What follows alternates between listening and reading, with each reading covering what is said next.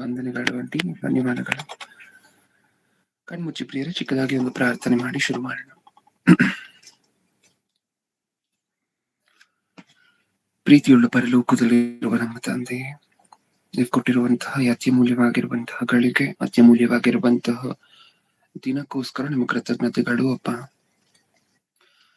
ನಿಮ್ಮ ಮಕ್ಕಳು ಒಟ್ಟಿಗೆ ಸೇರಿ ನಿಮ್ಮ ವಾಕ್ಯಗಳನ್ನು ಆಲೋಚನೆ ಮಾಡ್ಲಿಕ್ಕೆ ಕೊಟ್ಟಿರುವಂತಹ ಭಾಗ್ಯಕ್ಕೋಸ್ಕರ ಇನ್ನೊಂದು ಸಾರಿ ಕೃತಜ್ಞತೆಗಳು ತಂದೆ.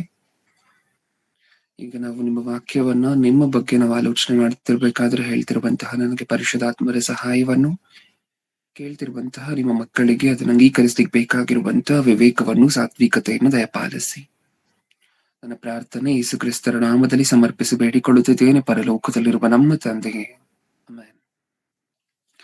ಪ್ರಿಯರಾದ ದೇವಜನರೇ, ಇವತ್ತು ಒಂದಷ್ಟು ದಿನಗಳ ಹಿಂದೆ ನಾವು ಡಾಕ್ಟರ್ ಗಾಡ್ ಅನ್ನುವಂತಹ ಒಂದು ಅಂಶವನ್ನ ಆಲೋಚನೆ ಮಾಡಿ ನೋಡಿದ್ವಿ, ಹೌದಾ?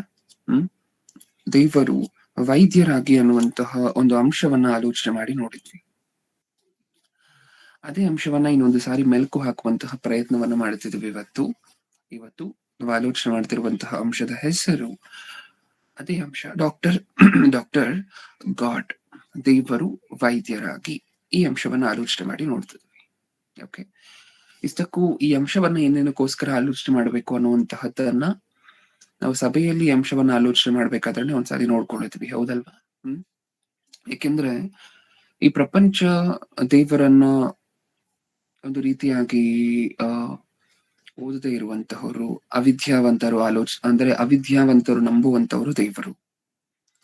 ಈ ಪ್ರಪಂಚಕ್ಕೆ ದೇವರ ಕುರಿತಂತೆ ಇರುವಂತಹ ಆಲೋಚನೆ ಇದೆ ಅಲ್ವಾ? ಯಾರು ಓದಿರುವುದಿಲ್ವೋ, ಯಾರು ಅವಿದ್ಯಾವಂತರಾಗಿದ್ದಾರೋ ಪ್ರಪಂಚದಲ್ಲಿ, ಅವರು ದೇವರನ್ನ ನಂಬ್ತಾರೆ. ವಿದ್ಯಾವಂತರು ದೇವರನ್ನ ನಂಬೇಕಾಗಿರುವಂತಹ ಅವಶ್ಯಕತೆ ಇಲ್ಲ, ಹೌದಲ್ವಾ? ಹಳೇ ಕಾಲದಿರುವಂತಹ ಜನ, ವಯಸ್ಸಾಗಿರುವಂತಹ ಜನ, ಇವರು ದೇವರ ಹತ್ರ ಹೋಗುವಂತಹದ್ದು. ನಾರ್ಮಲ್ ಆಗಿರುವಂತವ್ರು, ಚೆನ್ನಾಗಿ ಓದಿರುವಂತವ್ರು, ವಿಜ್ಞಾನವನ್ನ ಅಭ್ಯಾಸ ಮಾಡಿರುವಂತವ್ರು, ಇವರಿಗೆಲ್ಲ ದೇವರು ಏನಕ್ಕೋಸ್ಕರ ಬೇಕು? ಇದಲ್ವಾ ನಾರ್ಮಲ್ ಆಗಿ ಜನರ ಮನಸ್ಸಿನಲ್ಲಿರುವಂತಹ ಅಭಿಪ್ರಾಯ.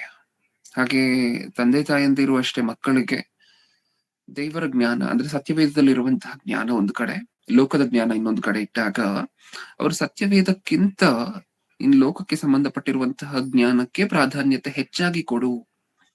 ಈ ದೇವರ ಜ್ಞಾನ ಸತ್ಯವೇದದಲ್ಲಿ ದೇವರು ಬರೆಸಿಕೊಟ್ಟಿರುವಂತಹದ್ದು ಅಷ್ಟಾಗಿ ನಿನ್ನ ಉಪಯೋಗಕ್ಕೆ ಬರುವುದಿಲ್ಲ. ನಿನ್ ಲೋಕದ ಜ್ಞಾನಕ್ಕೆ ಒಳ್ಳೆ ಪ್ರಾಧಾನ್ಯತೆ ಕೊಟ್ಟಾಗ ನೀನ್ ಒಳ್ಳೊಳ್ಳೆ ಹಂತಕ್ಕೆ ಹೋಗ್ಬೋದು ನಿನ್ನ ಜೀವನದಲ್ಲಿ, ಹೌದಲ್ವಾ? ನಾರ್ಮಲ್ ಆಗಿ ತಂದೆ ತಾಯಂದಿರು ಸಹ ಮಕ್ಕಳನ್ನ ಹೀಗೆ ಟ್ರೈನ್ ಮಾಡ್ತಾರೆ. ಅಂದ್ರೆ ಒಂದು ಮೆಟ್ಟಲು ದೇವರ ಜ್ಞಾನಕ್ಕಿಂತ ಒಂದು ಮೆಟ್ಟಲು ಲೋಕ ಜ್ಞಾನಕ್ಕೆ ಹೆಚ್ಚಾದ ಪ್ರಾಧಾನ್ಯತೆ ಕೊಡು ಅಂತ ಹೇಳಿ, ಹೌದಲ್ವಾ? ಅಂದ್ರೆ ಈ ಕಡೆ ತಂದೆ ತಾಯಂದಿರು ನೋಡಿದ್ರೆ ಮಕ್ಕಳಿಗೆ ನೀನ್ ಲೋಕಕ್ಕೆ ಸಂಬಂಧಪಟ್ಟಿರುವಂತಹ ವಿದ್ಯೆಗೆ ಜಾಸ್ತಿ ಗಮನ ಕೊಡುವಂತಿದ್ದಾರೆ. ಇನ್ನೊಂದ್ ಕಡೆ ನೋಡಿದ್ರೆ ಜನರ ಮನಸ್ಸಿನಲ್ಲಿ ಬೇರೂರಿರುವಂತಹ ಒಪಿನಿಯನ್ ಏನು, ಸತ್ಯವೇದದಲ್ಲಿರುವಂತಹ ಜ್ಞಾನವನ್ನ ಅಥವಾ ದೇವರ ಬಗ್ಗೆ ತಿಳ್ಕೊಂಡ್ರೆ ಇದೇನು ಅಷ್ಟಾಗಿ ಕೆಲಸಕ್ಕೆ ಬರೋದಿಲ್ಲ ಇದು, ಹೌದಾ? ಅಂದ್ರೆ ಇನ್ನೊಂದು ಈ ಎಕ್ಸಾಂಪಲ್ ಅನ್ನು ನಾನು ಕಳೆದ ಸಾರಿನೂ ಕೊಟ್ಟಿದ್ದೆ ನಿಮಗೆ. ಒಬ್ಬ ವ್ಯಕ್ತಿಯನ್ನು ಹೋಗಿ ನೀವು ಏನ್ ಮಾಡ್ತಿದ್ದೀರಾ ಬ್ರದರ್ ಅಂತ ಹೇಳಿದ್ರೆ, ಆ ವ್ಯಕ್ತಿ ಒಂದ್ ವೇಳೆ ನಾನು ಸೇವೆ ಮಾಡ್ಕೊಂಡಿದ್ದೀನಿ ಅಂತ ಅಂದ್ರು ಅಂತ ಅನ್ಕೊಳ್ಳಿ. ನೀವು ಅವ್ರಿಗೆ ಕೊಡುವಂತಹ ರೆಸ್ಪೆಕ್ಟ್ ಇನ್ನೊಬ್ಬ ವ್ಯಕ್ತಿ ಹತ್ರ ಹೋಗಿ ನೀವೇನ್ ಮಾಡ್ಕೊಂಡಿದ್ದೀರಾ ಬ್ರದರ್ ಅಂತ ಹೇಳಿ ಕೇಳಿದ್ರೆ, ಡಾಕ್ಟರ್ ಆಗಿದ್ದೀನಿ ಬ್ರದರ್ ಅಂತ ಹೇಳಿದ್ರೆ ನೀವು ಇವ್ರಿಬ್ಬರಿಗೂ ಕೊಡುವಂತಹ ರೆಸ್ಪೆಕ್ಟ್ ಬೇರೆ ಬೇರೆ ಆಗಿರುತ್ತೆ, ಹೌದಾ? ನಾನು ಸೇವೆ ಮಾಡ್ಕೊಂಡಿದ್ದೀನಿ ಅಂತ ಹೇಳುವಂತಹ ವ್ಯಕ್ತಿಗೆ, ನಾನು ಡಾಕ್ಟರ್ ಆಗಿದ್ದೀನಿ ಅಂತ ಹೇಳುವಂತಹ ವ್ಯಕ್ತಿಗಿಂತ ಕಡಿಮೆ ರೆಸ್ಪೆಕ್ಟ್ ಸಿಕ್ಕುತ್ತೆ ಪ್ರಪಂಚದಲ್ಲಿ, ನಿಜನಾ? ಹೌದಾ? ಇದೇ ಅಲ್ವಾ ಆಗುವಂತಹದ್ದು ನಾರ್ಮಲ್ ಆಗಿ. ಒಬ್ಬರು ನಾನು ಸೇವೆ ಮಾಡ್ಕೊಂಡಿದ್ದೀನಿ ಅಂತ ಹೇಳಿದ್ರು, ಇನ್ನೊಬ್ರು ನಾನು ಡಾಕ್ಟರ್ ಆಗಿದ್ದೀನಿ ಅಂತ ಹೇಳಿದ್ರು. ಇವರಿಬ್ಬರಲ್ಲಿ ಯಾರು ಜಾಸ್ತಿ ರೆಸ್ಪೆಕ್ಟ್ ಸಿಕ್ಕುತ್ತೆ ಈ ಪ್ರಪಂಚದಲ್ಲಿ? ನಾನು ಡಾಕ್ಟರ್ ಆಗಿದ್ದೀನಿ ಅನ್ನುವಂತಹ ವ್ಯಕ್ತಿಗೆ ಅಲ್ವಾ, ಹೌದಲ್ವಾ? ನಾನು ಸೇವೆ ಮಾಡ್ಕೊಂಡಿದ್ದೀನಿ ಅಂತ ಹೇಳುವಂತಹ ವ್ಯಕ್ತಿಯನ್ನು ಒಂದು ರೀತಿಯಾಗಿ ಕೀಳಾಗಿ ನೋಡ್ತಾರೆ, ಕಂಪೇರ್ ಮಾಡಿ ನೋಡಿದಾಗ, ಹೋಲಿಸಿ ನೋಡಿದಾಗ. ಏನಕ್ಕೆ ಪ್ರಪಂಚ ಹಿಂಗಾಗೋಗಿದೆ ಅಂದ್ರೆ, ಸೇವೆ ಅಂದ್ರೆ ಅಷ್ಟೊಂದು ಚೀಪ್ ಆಗೋಯ್ತಾ? ಅಥವಾ ದೇವರಲ್ಲಿರುವಂತಹದ್ದು ಅಂದ್ರೆ ಅಷ್ಟೊಂದು ಚೀಪ್ ಆಗೋಯ್ತಾ ಲೋಕಕ್ಕೆ ಸಂಬಂಧಪಟ್ಟಿರುವಂತಹ ವಿದ್ಯೆಗಿಂತ? ನಾರ್ಮಲ್ ಆಗಿ ತಂದೆ ತಾಯಂದಿರಿಗೆ ದೇವರ ಜ್ಞಾನದ ಬಗ್ಗೆ ಇರುವಂತಹ ಈ ಅನಿಸಿಕೆ ಹೋಗ್ಬೇಕು. ಯಾವ ಅನಿಸಿಕೆ ಅಂದ್ರೆ, ಲೋಕಕ್ಕೆ ಸಂಬಂಧಪಟ್ಟಿರುವಂತಹ ವಿದ್ಯೆ ಫಸ್ಟ್, ಆಮೇಲೆ ದೇವರ ಜ್ಞಾನ ಅನ್ನುವಂತಹದ್ದು ಏನು ತುಂಬೋಗಿದೆ ಅಲ್ವಾ ಮನಸ್ಸಿನಲ್ಲಿ, ಅದು ಹೋಗ್ಬೇಕು. ಅದು ಹೋಗ್ಲಾಡಿಸ್ಲಿಕ್ಕೆ ಒಂದು ರೀತಿಯಲ್ಲಿ ಸಂದೇಶವನ್ನ ಆಲೋಚನೆ ಮಾಡಿ ನೋಡ್ತಿದ್ವಿ. ಅಂದ್ರೆ ನಮಗ್ ಗೊತ್ತಿರೋ ಹಂಗೆ ಬರೀ ದೇವರ ಜ್ಞಾನ ಅಂದ್ರೆ ಆತ್ಮಕ್ಕೆ ಸಂಬಂಧಪಟ್ಟಿರುವಂತಹ ವಿಚಾರಗಳು ಮಾತ್ರನಾ? ಅಥವಾ ಈ ಲೋಕದಲ್ಲೂ ಸಾಕಷ್ಟು ದೊಡ್ಡ ದೊಡ್ಡ ಜ್ಞಾನದ ವಿಚಾರವನ್ನು ಸತ್ಯವೇದ ಹೇಳಿದ್ಯಾ? ಅದಕ್ಕೋಸ್ಕರ ಈ ಸಂದೇಶವನ್ನ ಆಲೋಚನೆ ಮಾಡಿ ನೋಡ್ತಿದ್ದೇವೆ ಪ್ರಿಯರೇ. ಹ್ಮ್. ದೇವರನ್ನ ನಾರ್ಮಲ್ ಆಗಿ ನಮಗೆ ಹೇಗ್ ನೋಡಿ ಅಭ್ಯಾಸ? ಆತ್ಮಕ್ಕೆ ಸಂಬಂಧಪಟ್ಟಿರುವಂತಹ ತಂದೆ, ಅಥವಾ ನಮ್ಮ ಆತ್ಮಗಳಿಗೆ ತಂದೆ, ಈ ರೀತಿಯಾಗಿ ನೋಡಿ ಅಭ್ಯಾಸ ಅಲ್ವಾ ದೇವರನ್ನ. ಹ್ಮ್. ದೇವರು ಅಂದ್ರೆ ಅಷ್ಟು ಮಾತ್ರ ಅಲ್ಲ. ಈ ಪ್ರಪಂಚದಲ್ಲಿ ಅತ್ಯಂತ ಶ್ರೇಷ್ಠವಾಗಿರುವಂತಹ ಹುದ್ದೆ ಅಂತ ಹೇಳಿದ್ರೆ ವೈದ್ಯರು, ಹೌದಲ್ವಾ? ವೈದ್ಯಕೀಯ ಅಂದ್ರೆ ವೈದ್ಯಕೀಯ ರಂಗದಲ್ಲಿರುವಂತಹ ಜನರ ಬಗ್ಗೆ ನಾವು ಮಾತಾಡ್ಕೊಳ್ತೀವಲ್ವಾ? ಡಾಕ್ಟರ್‌ನ ದೇವ್ರು ಅಂತೀವಿ. ಅಂದ್ರೆ ಪ್ರಪಂಚ ಡಾಕ್ಟರ್‌ನ ದೇವ್ರು ಅನ್ನುವಂತಹದ್ದು ನೀವ್ ಕೇಳಿದ್ದೀರಾ ಅಲ್ವಾ? ಹ್ಮ್. ಒಂದು ಚಿಕ್ಕ ರೋಗವನ್ನ ವಾಸಿ ಮಾಡಿದ್ರೆ ಆ ಡಾಕ್ಟ್ರು ದೇವರಾಗೋಗ್ತಾರೆ ಮನುಷ್ಯರ ಪಾಲಿಗೆ. ಸೊ ಸೊ ನೀವ್ ಇದನ್ನೆಲ್ಲ ನೋಡಿದಾಗ ಡಾಕ್ಟರ್‌ಗೆ ಇಷ್ಟೊಂದು ಮರ್ಯಾದೆ ಕೊಡ್ತಿದೀವಲ್ವಾ? ಈ ಪ್ರಪಂಚ ಡಾಕ್ಟರ್‌ಗೆ ಅಷ್ಟೊಂದು ಘನತೆಯನ್ನ ಕೊಡುತ್ತಲ್ವಾ? ಡಾಕ್ಟರ್ ಹುದ್ದೆಯನ್ನ ಶ್ರೇಷ್ಠವಾಗಿರುವಂತಹದ್ದು ಅಂತ ಹೇಳಿ ಎಣಿಸಿದೆ ಅಲ್ವಾ? ಹ್ಮ್. ಇವತ್ತು ನೋಡೋಣ ಸ್ವಲ್ಪ ಹೊತ್ತು ದೇವರು ವೈದ್ಯರಾಗಿ ಏನೆಲ್ಲ ಪಾತ್ರವನ್ನ ಪೋಷಿಸಿದ್ದಾರೆ ಮನುಷ್ಯರ ಜೀವನದಲ್ಲಿ. ನಮ್ಮೆಲ್ಲರ ಜೀವನಗಳಲ್ಲೂ ಸಹ ದೇವರು ವೈದ್ಯರಾಗಿ ಏನೇನೆಲ್ಲ ಪಾತ್ರವನ್ನ ಪೋಷಿಸಿದ್ದಾರೆ. ನಿಮ್ಮ ಕಣ್ಣಿಗ್ ಕಾಣಿಸುವಂತಹ ಮನುಷ್ಯರಲ್ಲಿ ವೈದ್ಯರಾಗಿರುವಂತವರು ಇಲ್ಲದೆ ಇದ್ರೂ ನೀವು ಜೀವನ ನಡೆಸ್ಬೋದೇನೋ? ಮನುಷ್ಯರಲ್ಲಿ ನಿಮ್ಮ ಕಣ್ಮುಂದೆ ಯಾರ್ಯಾರು ವೈದ್ಯರಾಗಿದ್ದಾರೋ, ಹಾಸ್ಪಿಟಲ್‌ಗಳಲ್ಲಿ ಎಷ್ಟು ಜನ ವೈದ್ಯರಿದ್ದಾರೋ, ನಿಮ್ಮ ಮನೆ ಅಕ್ಕಪಕ್ಕ ಕ್ಲಿನಿಕ್‌ಗಳಲ್ಲಿ ಎಷ್ಟು ಜನ ವೈದ್ಯರಿದ್ದಾರೋ, ಈ ವೈದ್ಯರು ಒಂದ್ ವೇಳೆ ಇಲ್ಲದೆ ಇದ್ರೂ ನೀವು ಜೀವನ ನಡೆಸ್ಬೋದೇನೋ? ಇವಾಗ ನಾವು ನೋಡ್ತಿದೀವಲ್ವಾ? ದೇವರು ನಮ್ಮ ಜೀವನದಲ್ಲಿ ಎಷ್ಟೆಷ್ಟು ದೊಡ್ಡ ದೊಡ್ಡ ಪಾತ್ರವನ್ನ ಪೋಷಿಸಿದ್ದಾರೆ ಅಂತ ಹೇಳಿ ವೈದ್ಯರಾಗಿ. ದೇವರು ಒಂದ್ ವೇಳೆ ವೈದ್ಯರಾಗಿ ನಮ್ಮ ಜೀವನದಲ್ಲಿ ಇಲ್ಲದೆ ಹೋಗಿದ್ರೆ, ನಮ್ಮ ಜೀವನನೇ ಶುರು ಆಗ್ತಿರ್ಲಿಲ್ಲ. ಶುರುನೇ ಆಗ್ತಿರ್ಲಿಲ್ಲ. ಹೌದಾ? ಹೇಗ್ ಬ್ರದರ್ ಅಂತ ಹೇಳಿ ಕೇಳಿದ್ರೆ, ಪಾಯಿಂಟ್ ನಂಬರ್ 1 ನಮ್ಮ ಜೀವನದಲ್ಲಿ ದೇವರು ಹೇಗೆಲ್ಲ ವೈದ್ಯರಾಗಿ ಪಾತ್ರವನ್ನು ಪೋಷಿಸಿದ್ದಾರೆ ಅಂತ ಹೇಳಲಿಕ್ಕೆ ಪಾಯಿಂಟ್ ನಂಬರ್ 1 ಅನ್ನ ಬರ್ಕೊಳ್ಳಿ. ನಮ್ಮೆಲ್ಲರಿಗೂ ಗೊತ್ತಿರೋ ಹಾಗೆ ಇದನ್ನ ಕಳೆದ ಸಾರಿನೂ ಆಲೋಚನೆ ಮಾಡಿ ನೋಡಿದ್ವಿ. ಅದ್ರ ಗಮನ ಕೊಟ್ಟು ಕೇಳಿಸ್ಕೊಳ್ಳಿ. ನಮ್ಮೆಲ್ಲರಿಗೂ ಗೊತ್ತಿರೋ ಹಾಗೆ ತಂದೆ ತಾಯಿ ಕಲಯಿಕೆಯಲ್ಲಿ ಅಂದ್ರೆ ತಂದೆ ತಾಯಿಯಂದಿರು ತಮ್ಮ ದಾಂಪತ್ಯ ಜೀವನವನ್ನು ನಡೆಸ್ಕೊಂಡು ಹೋಗ್ಬೇಕಾದ್ರೆ ಪ್ರತಿ ಸಾರಿನೂ ಸಹ ತಂದೆಯಿಂದ ತಾಯಿಗೆ ಸುಮಾರು ಕಣಗಳು, ಲಕ್ಷಾಂತರ ಕಣಗಳು ಹೋಗುವಂತಹದ್ದು, ಕೋಟ್ಯಾಂತರ ಕಣಗಳು ಹೋಗುವಂತಹದ್ದನ್ನು ನಾವು ಕೇಳಿದೀವಲ್ವಾ? ಹ್ಮ್. ನಾವು ಪ್ರತಿ ಸಾರಿ ಮಾತಾಡ್ಕೋಬೇಕಾದ್ರೆ ವಿಜ್ಞಾನ ಏನ್ ಹೇಳುತ್ತೆ ಅಂದ್ರೆ ಸುಮಾರು 30 ಕೋಟಿ ಕಣಗಳು ತಂದೆಯಿಂದ ತಾಯಿಗೆ ಪ್ರತಿ ಸಾರಿಯೂ ಸಹ ಹೋಗತ್ತೆ ಅಂತ ಹೇಳಿ ನಾವ್ ಕೇಳಿದೀವಲ್ವಾ ಇದನ್ನ. ಇದರಲ್ಲಿ ತಾಯಿಯ ಗರ್ಭ ಅವಕಾಶ ಕೊಡುವಂತಹದ್ದು. ತಂದೆಯಿಂದ ಏನು 30 ಕೋಟಿ ಕಣಗಳು ಹೋಗುತ್ತೆ. ಆ 30 ಕೋಟಿ ಕಣಗಳಲ್ಲಿ ತಾಯಿಯ ಗರ್ಭ ಅವಕಾಶ ಕೊಡುವಂತಹದ್ದು ಒಂದು ಕಣಕ್ಕೆ ಮಾತ್ರ. ಒಂದೇ ಒಂದು ಕಣಕ್ಕೆ ಮಾತ್ರ. ಹೌದಾ? ಹ. ಅಂದ್ರೆ ಈ 30 ಕೋಟಿಲಿ ಉಳಿದಿರುವಂತಹ ಕಣಗಳೆಲ್ಲ ಏನಾಯ್ತು? ಏನಾಯ್ತು? ಗೆದ್ದಿಲ್ವಾ? ಅಂದ್ರೆ ತಾಯಿಯ ಗರ್ಭವನ್ನ ಪ್ರವೇಶಿಸುವಂತಹದ್ದು ಒಂದು ಕಣ ಮಾತ್ರ. ನಿಜನಾ? ಈಗ ನೀವ್ ಹೇಳಿ, ಈ ಭೂಮಿಯ ಮೇಲೆ ಹುಟ್ಟಿರುವಂತಹ ಪ್ರತಿಯೊಬ್ಬೊಬ್ಬರೂ ಸಹ ಯಾರು? ಆ ತಾಯಿಯ ಗರ್ಭದೊಳಗೆ ಒಂದು ಕಣ ಪ್ರವೇಶಿಸ್ತಲ್ವಾ? ಆ ಒಂದು ಕಣನೇ ನಾವೆಲ್ಲರೂ ಸಹ. ಈಗ ನಾವು ಶರೀರವನ್ನು ಧರಿಸ್ಕೊಂಡಿದೀವಿ ಅಂತ ಹೇಳಿದ್ರೆ, ನಾವ್ಯಾರು? ಆ 30 ಕೋಟಿ ಕಣಗಳಲ್ಲಿ ನಾವ್ಯಾರು? ಗೆಲ್ತಲ್ವಾ ಒಂದು ಕಣ? ಆ ಒಂದು ಕಣ ನಾವೆಲ್ಲರೂ ಸಹ. ನಿಮ್ಗೆ ಅರ್ಥ ಆಯ್ತಾ ಪ್ರಿಯರೇ ಇದು? ಹ್ಮ್. ಅಂದ್ರೆ ಆ 30 ಕೋಟಿ ಕಣಗಳಲ್ಲಿ ನೀವೇ ಏನಕ್ಕೋಸ್ಕರ ಗೆಲ್ಬೇಕಿತ್ತು? ಹ್ಮ್. ನೀವೇ ಏನಕ್ಕೋಸ್ಕರ ಗೆಲ್ಬೇಕಿತ್ತು? ಒಂದ್ಸಾರಿ ಯೋಚನೆ ಮಾಡಿ ನೋಡಿ. ಅಷ್ಟೊಂದು ಕೋಟಿ ಕಣಗಳಿತ್ತಲ್ವಾ? ಅಷ್ಟು ಕೋಟಿ ಕಣಗಳಲ್ಲಿ ನೀವೇ ಗೆದ್ರ? ಹೌದು. ತಾಯಿಯ ಗರ್ಭ ನಿಮಗ್ ಮಾತ್ರ ಓಪನ್ ಆಯ್ತಾ? ಆ ತಾಯಿಯ ಗರ್ಭ ಯಾವುದಕ್ಕೆ ಓಪನ್ ಆಗುತ್ತೋ, ಯಾವ ಕಣಕ್ಕೆ ತಾಯಿಯ ಗರ್ಭ ಓಪನ್ ಆಗುತ್ತೋ, ಆ ಒಂದು ಕಣ ಒಳಗಡೆ ಹೋಗಿ ಶರೀರವನ್ನು ಧರಿಸ್ಕೊಳ್ಳುತ್ತೆ. ಶರೀರವನ್ನು ಧರಿಸ್ಕೊಂಡು ಮತ್ತೆ ಅದಾದ ನಂತರ ಮಗುವಾಗಿ ಹೊರಗಡೆ ಬರುವಂತದ್ದು ನಿಮಗ್ ಗೊತ್ತು. ಅಂದ್ರೆ ತಾಯಿಯ ಗರ್ಭ ಕರೆಕ್ಟ್ ಆಗ ಒಂದು ಕಣಕ್ಕೆ ಓಪನ್ ಆಗ್ಬೇಕು. ಅಂದ್ರೆ ಈ ಒಂದು ಕಣ ಆ 30 ಕೋಟಿ ಉಳಿದಿರುವಂತಹ 29 ಚಿಲ್ಡ್ರೆ ಕೋಟಿ ಏನ್ ಕಣಗಳಿದೆಯಲ್ವಾ? ಆ ಅಷ್ಟು ಕೋಟಿ ಕಣಗಳಲ್ಲಿ ಗೆಲ್ಲಬೇಕು. ನಿಮ್ಮನ್ನ ಗೆಲ್ಸಿದ್ ಯಾರು? ನಿಮ್ ಮನೆ ಅಕ್ಕಪಕ್ಕ ಇರುವಂತಹ ವೈದ್ಯರಲ್ಲ. ನೀವ್ ನೋಡುವಂತಹ ಮಲ್ಟಿ ಸ್ಪೆಷಾಲಿಟಿ ಹಾಸ್ಪಿಟಲ್‌ಗಳಲ್ಲಿರುವಂತಹ ವೈದ್ಯರಲ್ಲ. ಯಾರು? ವೈದ್ಯರಾಗಿರುವಂತಹ ದೇವರು. ಅಂದ್ರೆ ಒಬ್ಬ ವೈದ್ಯರಾಗಿ ದೇವರ ಪ್ರಭಾವ ಎಲ್ಲಿ ಶುರು ಆಗ್ತಿದೆ ನಮ್ಮ ಜೀವನದಲ್ಲಿ ಅಂತ ಹೇಳಿದ್ರೆ, ಇಲ್ಲಿರುವಂತಹ ವೈದ್ಯರ ಪ್ರಭಾವ ಎಲ್ಲಿ ಶುರು ಆಗುತ್ತೆ? ನೀವು ಹೊರಗಡೆ ಬಂದ ನಂತರ, ಮಗುವಾಗಿ ನೀವು ಹೊರಗಡೆ ಬಂದ ನಂತರ ತಾಯಿ ನಿಮ್ಮನ್ನ ತಗೊಂಡೋಗಿ ವೈದ್ಯರಿಗೆ ತೋರಿಸ್ತಾರೆ. ಆದ್ರೆ ದೇವರು ವೈದ್ಯರಾಗಿ ನಮ್ಮ ಜೀವನದಲ್ಲಿ ಪಾತ್ರವನ್ನು ಪೋಷಿಸ್ತಿರುವಂತಹದ್ದು ಎಲ್ಲಿ ಶುರು ಆಗ್ತದೆ ಗೊತ್ತಾ? ತಾಯಿಯ ಗರ್ಭದಲ್ಲೇ. ಇನ್ನ ತಾಯಿಯ ಗರ್ಭದಲ್ಲಿ ಪ್ರವೇಶನೂ ಮಾಡಿಲ್ಲ. ಅಲ್ಲೇ ಶುರು ಆಗೋಗ್ತಿದೆ. ಹೌದಾ? ಅಷ್ಟು ಕೋಟಿ ಕಣಗಳಲ್ಲಿ ನೀವೇ ಗೆಲ್ಬೇಕು ಅಂತ ಹೇಳಿ ಡಿಸೈಡ್ ಮಾಡಿದ್ಯಾರು? ದೇವರು. ವೈದ್ಯರಾಗಿರುವಂತಹ ದೇವರು. ಹ್ಮ್. ನಿಜನಾ? ತುಂಬಾ ಜನ ಚಿಕ್ಕದಾಗಿ ಒಂದು ಕಷ್ಟ ಬಂದ್ರೆ ಸಾಕು, ಚಿಕ್ಕದಾಗಿ ಬಾಧೆ ಬಂದ್ರೆ ಸಾಕು, ಅದನ್ನೆಲ್ಲ ಬಾಧೆಯನ್ನು ಸಹಿಸ್ಕೊಳ್ಲಿಕ್ಕಾಗದೆ, ಕಷ್ಟವನ್ನ ಸಹಿಸ್ಕೊಳ್ಲಿಕ್ಕಾಗದೆ ಸಾಕಷ್ಟು ಮಾತಾಡ್ತಿರ್ತಾರೆ. ನೀವು ಸಹ ಕೇಳಿದ್ದೀರಾ. ಏನು, ನನಗ್ ಸಾಕಾಗೋಗಿದೆ ಈ ಜೀವನ, ನನಗ್ ಬೇಡವಾಗೋಗಿದೆ ಈ ಜೀವನ. ಚಿಕ್ಕ ಸಮಸ್ಯೆ ಬಂದಿದ ತಕ್ಷಣ, ಅಂದ್ರೆ ಚಿಕ್ಕ ಸಮಸ್ಯೆ ಬಂದು ಆ ಸಮಸ್ಯೆಯಲ್ಲಿ ನಾವು ಸೋತು ಹೋಗಿದ ತಕ್ಷಣ ನಮ್ಗೆ ಇದೆಲ್ಲ ಬಂದ್ಬಿಡುತ್ತೆ ಆಲೋಚನೆಗಳು. ನನಗ್ ಸಾಕಾಗೋಯ್ತು ಈ ಜೀವನ ಅಂತ ಹೇಳಿ. ಇನ್ನೊಬ್ರು ಮಾತಾಡ್ತಿರ್ತಾರೆ, ನಾನ್ ಯಾವ್ದ ಕೈ ಹಾಕಿದ್ರು ಬ್ರದರ್ ಎಲ್ಲದ್ರಲ್ಲೂ ಸೋಲೆ, ಎಲ್ಲದರಲ್ಲೂ ಸೋಲೆ. ನನ್ ಗೆದ್ದಿರುವಂತಹ ವಿಚಾರ ಒಂದಿಲ್ಲ. ಇಲ್ಲಿ ನಮಗ್ ಗೊತ್ತಿಲ್ಲದೆ ಇರುವಂತಹ ವಿಚಾರ ಏನು ಅಂತ ಹೇಳಿದ್ರೆ, ನಾವು ಹುಟ್ಟಬೇಕಾದ್ರೇನೆ ದೇವರು ನಮ್ಮನ್ನ ಹೇಗ್ ಹುಟ್ಟಿಸಿದ್ದಾರೆ, ಹ್ಮ್ ಚಾಂಪಿಯನ್ಸ್ ಆಗಿ ಹುಟ್ಟಿಸಿದ್ದಾರೆ. ಹೌದಾ? ನಾವು ಹುಟ್ಟಬೇಕಾದ್ರೇನೆ ಯಾರು, 30 ಕೋಟಿ ಕಣಗಳಲ್ಲಿ ನಿಮ್ಮನ್ನ ಗೆಲ್ಸಿದಾರೆ ದೇವರು, ವೈದ್ಯರಾದಂತಹ ದೇವರು ಅಂತ ಹೇಳಿದ್ರೆ ಯಾರು, ನಾವು ಹುಟ್ಟಬೇಕಾದ್ರೇನೆ ಚಾಂಪಿಯನ್ಸ್, ಗೆಲುವಿನ ಸರದಾರರು. ಹೌದಾ? ನೀವಿನ್ನೂ ಸಹ ಕಣ್ಣು ಬಿಟ್ಟಿರ್ಲಿಲ್ಲ, ನಿಮ್ಗಿನ್ನೂ ಶರೀರನೇ ನಿರ್ಮಾಣ ಆಗ್ಲಿಕ್ಕೆ ಶುರು ಆಗಿರ್ಲಿಲ್ಲ. ಆವಾಗ್ಲೇ ದೇವ್ರು ಹೇಗ್ ಹುಟ್ಟಿಸಿದ್ರು ನಿಮ್ಮನ್ನ, ಅವಾಗ್ಲೇ ಏನ್ ಮಾಡಿಸಿದ್ರು ದೇವ್ರು, ನಿಮ್ಮನ್ನ ಗೆಲ್ಲಿಸಿದ್ರು. ಉಳಿದಂತ ಅಷ್ಟು ಕೋಟಿ ಕಣಗಳಲ್ಲಿ ನಿಮ್ಮನ್ನ ಗೆಲ್ಸದ್ರ? ಹೌದು. ಚಾಂಪಿಯನ್ಸ್ ಪ್ರಿಯರೇ ಹುಟ್ಟಬೇಕಾದ್ರೇನೆ. ಇವಾಗ ರನ್ನಿಂಗ್ ರೇಸ್, ಓಟದ ಸ್ಪರ್ಧೆ, ಒಲಿಂಪಿಕ್ಸ್ ಅಲ್ಲಿ ಇಲ್ಲಿ ಎಲ್ಲ ನೋಡಿದ್ದೀರಾ, ಎಷ್ಟ್ ಜನ ಇರ್ತಾರೆ, ಎಷ್ಟ್ ಜನ ಓಡ್ಲಿಕ್ಕೆ ನಿಂತಿರ್ತಾರೆ. ಮ್ಯಾಕ್ಸಿಮಮ್ 8 ಜನನ, 16 ಜನನ, 10 ಜನನ ಲೈನ್ ಆಗಿ ನಿಂತಿರುವಂತಹದ್ದು.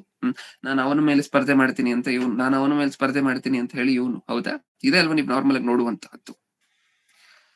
ಎಷ್ಟ್ ಜನ ಇದ್ರು ನಿಮ್ಗೆ ಕಾಂಪಿಟೇಷನ್ ಅಲ್ಲಿ, ತಾಯಿಯ ಗರ್ಭದಲ್ಲಿ ವಿನ್ ಆಗ್ಬೇಕು ಅಂತ ಹೇಳಿ ನಿಮಗೆ ಎಷ್ಟ್ ಜನ ಇದ್ರು ಕಾಂಪಿಟೇಷನ್ಗೆ? 30 ಕೋಟಿ ಜನ, ಅದ್ರಲ್ಲಿ ನೀವು ಒಬ್ರು. ಗೆಲ್ಸಿದ್ ಯಾರು?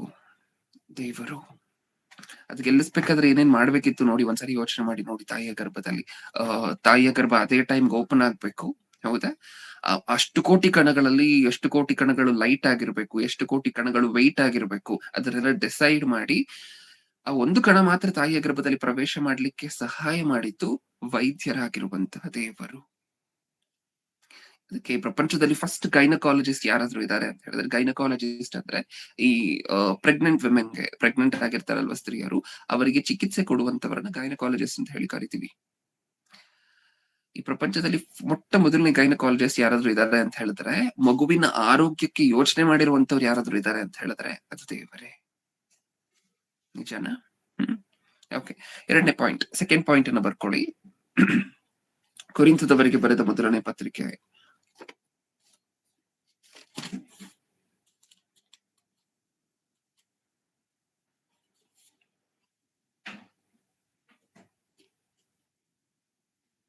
ಒಂದ್ಸರಿ ಈ ಮೊದಲನೇ ಪಾಯಿಂಟ್ಗೆ ಸಂಬಂಧಪಟ್ಟಂತೆ ಇವಾಗ ತಾನೇ ನಾವೇನ್ ಮಾತಾಡ್ಕೊಂಡಿದೀವಲ್ವಾ, ನಾವು ಹುಟ್ಟಬೇಕಾದ್ರೇನೆ ದೇವರು ಗೆಲ್ಲಿಸಿದಾರೆ ನಮ್ಮನ್ನ ಅಂತ ಹೇಳಿ ನಾವೇನ್ ಮಾತಾಡ್ಕೊಂಡಿದೀವಲ್ವಾ, ಅದಕ್ಕೆ ಸಂಬಂಧಪಟ್ಟಿರುವಂತಹ ರೆಫರೆನ್ಸ್ ಅನ್ನ ಒಂದ್ಸರಿ ಓದ್ಕೊಳ್ಳೋಣ. ಯೆರೆಮೀಯನ ಗ್ರಂಥ, ಯೆರೆಮೀಯನ ಗ್ರಂಥ 1ನೇ ಅಧ್ಯಾಯ 5ನೇ ವಚನ, 1:5.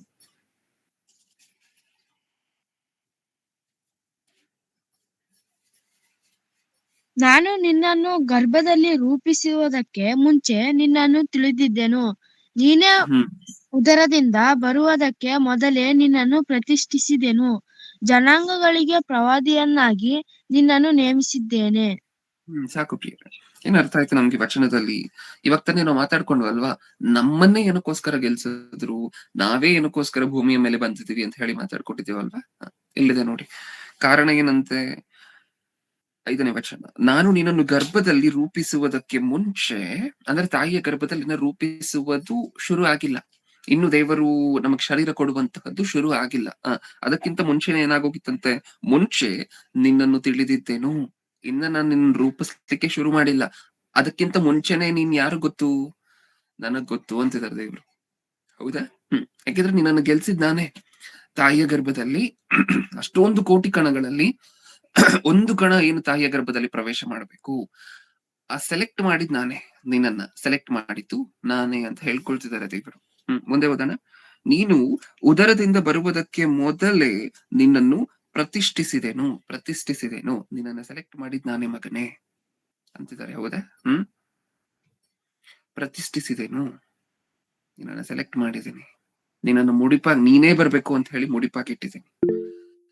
ಇದರ ಹಿಂದೆ ಯಾವ ವೈದ್ಯರ ಕೆಲಸ ಇದೆ?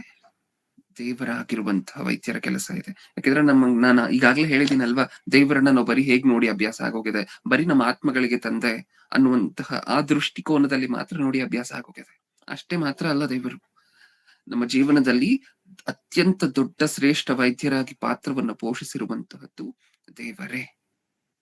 ಓಕೆ, ಈಗ ಸೆಕೆಂಡ್ ಪಾಯಿಂಟ್, ಕೊರಿಂಥದವರೆಗೆ ಬರೆದ ಮೊದಲನೇ ಪತ್ರಿಕೆ 1ನೇ ಅಧ್ಯಾಯ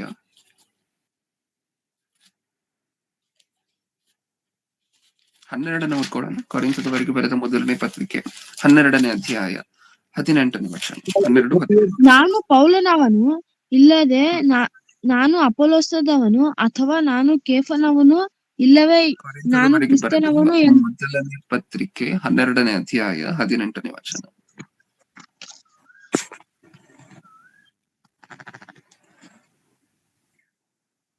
ಆದರೆ ದೇವರು ಆ ಅಂಗಗಳಲ್ಲಿ ಪ್ರತಿಯೊಂದನ್ನು ತನಗೆ ಸರಿಯಾಗಿ ತೋಚಿದ ಪ್ರಕಾರ ದೇಹದೊಳಗೆ ಇಟ್ಟಿದ್ದಾನೆ.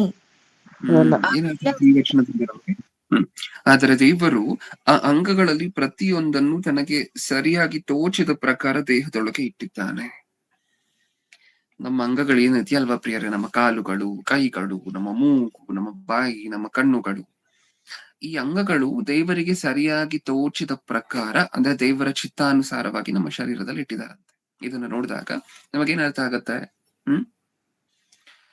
ಅವಾಗ್ಲೇ ನಾವು ಒಂದು ವಿಚಾರದ ಬಗ್ಗೆ ಮಾತಾಡ್ಕೊಂಡು ಅಲ್ವಾ, ಅಂದ್ರೆ ತಾಯಿಯ ಗರ್ಭದಿಂದ ದೇವರ ಪಾತ್ರ ಹೇಗೆಲ್ಲ ನಡೀತಿದೆ ನಮ್ಮ ಜೀವನದ ಮೇಲೆ ಅನ್ನುವಂತಹದನ್ನ ಆಲೋಚನೆ ಮಾಡಿ ನೋಡ್ತಿದ್ದೇವೆ. ಈಗ ಈಗ ಅಷ್ಟು ಕೋಟಿ ಕಣಗಳಲ್ಲಿ ಒಂದೇ ಒಂದು ಕಣ ತಾಯಿಯ ಗರ್ಭದಲ್ಲಿ ಪ್ರವೇಶ ಮಾಡ್ತು. ಅಲ್ಲಿವರೆಗೂ ನೋಡಿ ನಿಲ್ಸಿದ್ವಲ್ವಾ. ಈಗ ಅಲ್ಲಿಂದ ಸ್ವಲ್ಪ ಮುಂದೆ ಹೋಗೋಣ. ಆ ಒಂದು ಕಣ ಏನು ತಾಯಿಯ ಗರ್ಭದೊಳಗೆ ಪ್ರವೇಶ ಮಾಡಿದೆ, ಎಷ್ಟು ಕಣ ಪ್ರವೇಶ ಮಾಡ್ತು? ಒಂದು ಕಣ, ಹೌದಾ? ಅದನ್ನ ನೆನ್ಪಿಟ್ಕೋಬೇಕು. ಒಂದೇ ಒಂದು ಚಿಕ್ಕ ಸೆಲ್ ತಾಯಿಯ ಗರ್ಭದೊಳಗೆ, ಆ ಸೆಲ್ಲು ಸಹ ಇನ್ನ ಆಗಿರ್ಲಿಲ್ಲ. ಅದು ತಾಯಿಯ ಗರ್ಭದೊಳಗೆ ಅದು ಪ್ರವೇಶ ಮಾಡಬೇಕಾದ್ರೆ ಅದು ಕಣವಾಗಿತ್ತಷ್ಟೇ, ಮಿನಿಯೇಚರ್ ಸೆಲ್ ಅಂತ ಹೇಳಿ ಕರಿತೀವಿ. ಮತ್ತೆ ಅದು ತಾಯಿಯ ಗರ್ಭವನ್ನ ಪ್ರವೇಶ ಮಾಡಿದ ನಂತರ ಒಂದು ಪೂರ್ತಿ ಸೆಲ್ ಆಗಿ ಬದಲಾಗುತ್ತೆ. ಓಕೆ, ಇವಾಗ ತಾಯಿಯ ಗರ್ಭ ಇದೆ, ತಾಯಿಯ ಗರ್ಭದೊಳಗೆ ಒಂದೇ ಒಂದು ಚಿಕ್ಕ ಸೆಲ್ ಇದೆ. ಓಕೆ, ಚಿಕ್ಕ ಕಣ ಇದೆ, ಒಂದೇ ಒಂದು ಕಣ. ಈಗ ಕಣ ಏನಾಗತ್ತಂತೆ ಗೊತ್ತಾ? ಇನ್ನೊಂದ್ ಸ್ವಲ್ಪ ದಿನಕ್ಕೆ ಮಲ್ಟಿಪ್ಲೈ ಆಗ್ಲಿಕ್ಕೆ ಶುರು ಆಗುತ್ತೆ. ಗುಣಕರ ಅನ್ನುವಂತಹದನ್ನ ಕೇಳಿದೀವಲ್ವಾ, ಅದಾಗ್ಲಿಕ್ಕೆ ಶುರು ಆಗುತ್ತೆ, ಮಲ್ಟಿಪ್ಲೈ ಆಗ್ಲಿಕ್ಕೆ ಶುರು ಆಗುತ್ತೆ. ಅದನ್ನೇ ಸೆಲ್ ಡಿವಿಷನ್ ಅಂತ ಹೇಳಿ ಕರಿತೀವಿ. ಈಗ ಅದೇನಾಗತ್ತೆ, ಒಂದು ಕಣ ಇದೆಯಾ, ಆ ಒಂದು ಕಣ ವಿಭಜನೆ ಆಗಿ 2 ಪಾರ್ಟ್ ಆಗಿ 2 ಆಗತ್ತೆ. ಓಕೆ, ಆ 2 ಕಣ ಮತ್ತೆ 2 ಪಾರ್ಟ್ ಆಗಿ 4 ಆಗತ್ತೆ. ಆ 4 16 ಆಗತ್ತೆ, 16 32, ಹೀಗೆ ಮತ್ತೆ ಡಿವೈಡ್ ಆಗ್ತಾ ಮಲ್ಟಿಪ್ಲೈ ಆಗ್ತಾ ಹೋಗ್ತಾ ಇರುತ್ತೆ. ನಾನು ಹೇಳಿದ್ ನಿಮ್ಗೆ ಅರ್ಥ ಆಯ್ತಾ? ತಾಯಿಯ ಗರ್ಭದಲ್ಲಿ ಪ್ರಾರಂಭದಲ್ಲಿರುವಂತಹದ್ದು ಒಂದೇ ಒಂದು ಕಣ, ಆ ಒಂದು ಕಣ 2 ಕಣ 4, ಈ ರೀತಿ ಮಲ್ಟಿಪ್ಲೈ ಆಗ್ತಾ ಹೋಗ್ತಾನೆ ಇರುತ್ತೆ. ಅದನ್ನೇ ಸೈನ್ಸ್ ಪ್ರಪಂಚ ಸೆಲ್ ಡಿವಿಷನ್ ಅಂತ ಹೇಳಿ ಕರಿತೀವಿ. ಹೌದಾ? ಏನರ್ಥ ಆಯ್ತು ನಮ್ಗೆ ಇದರಿಂದ?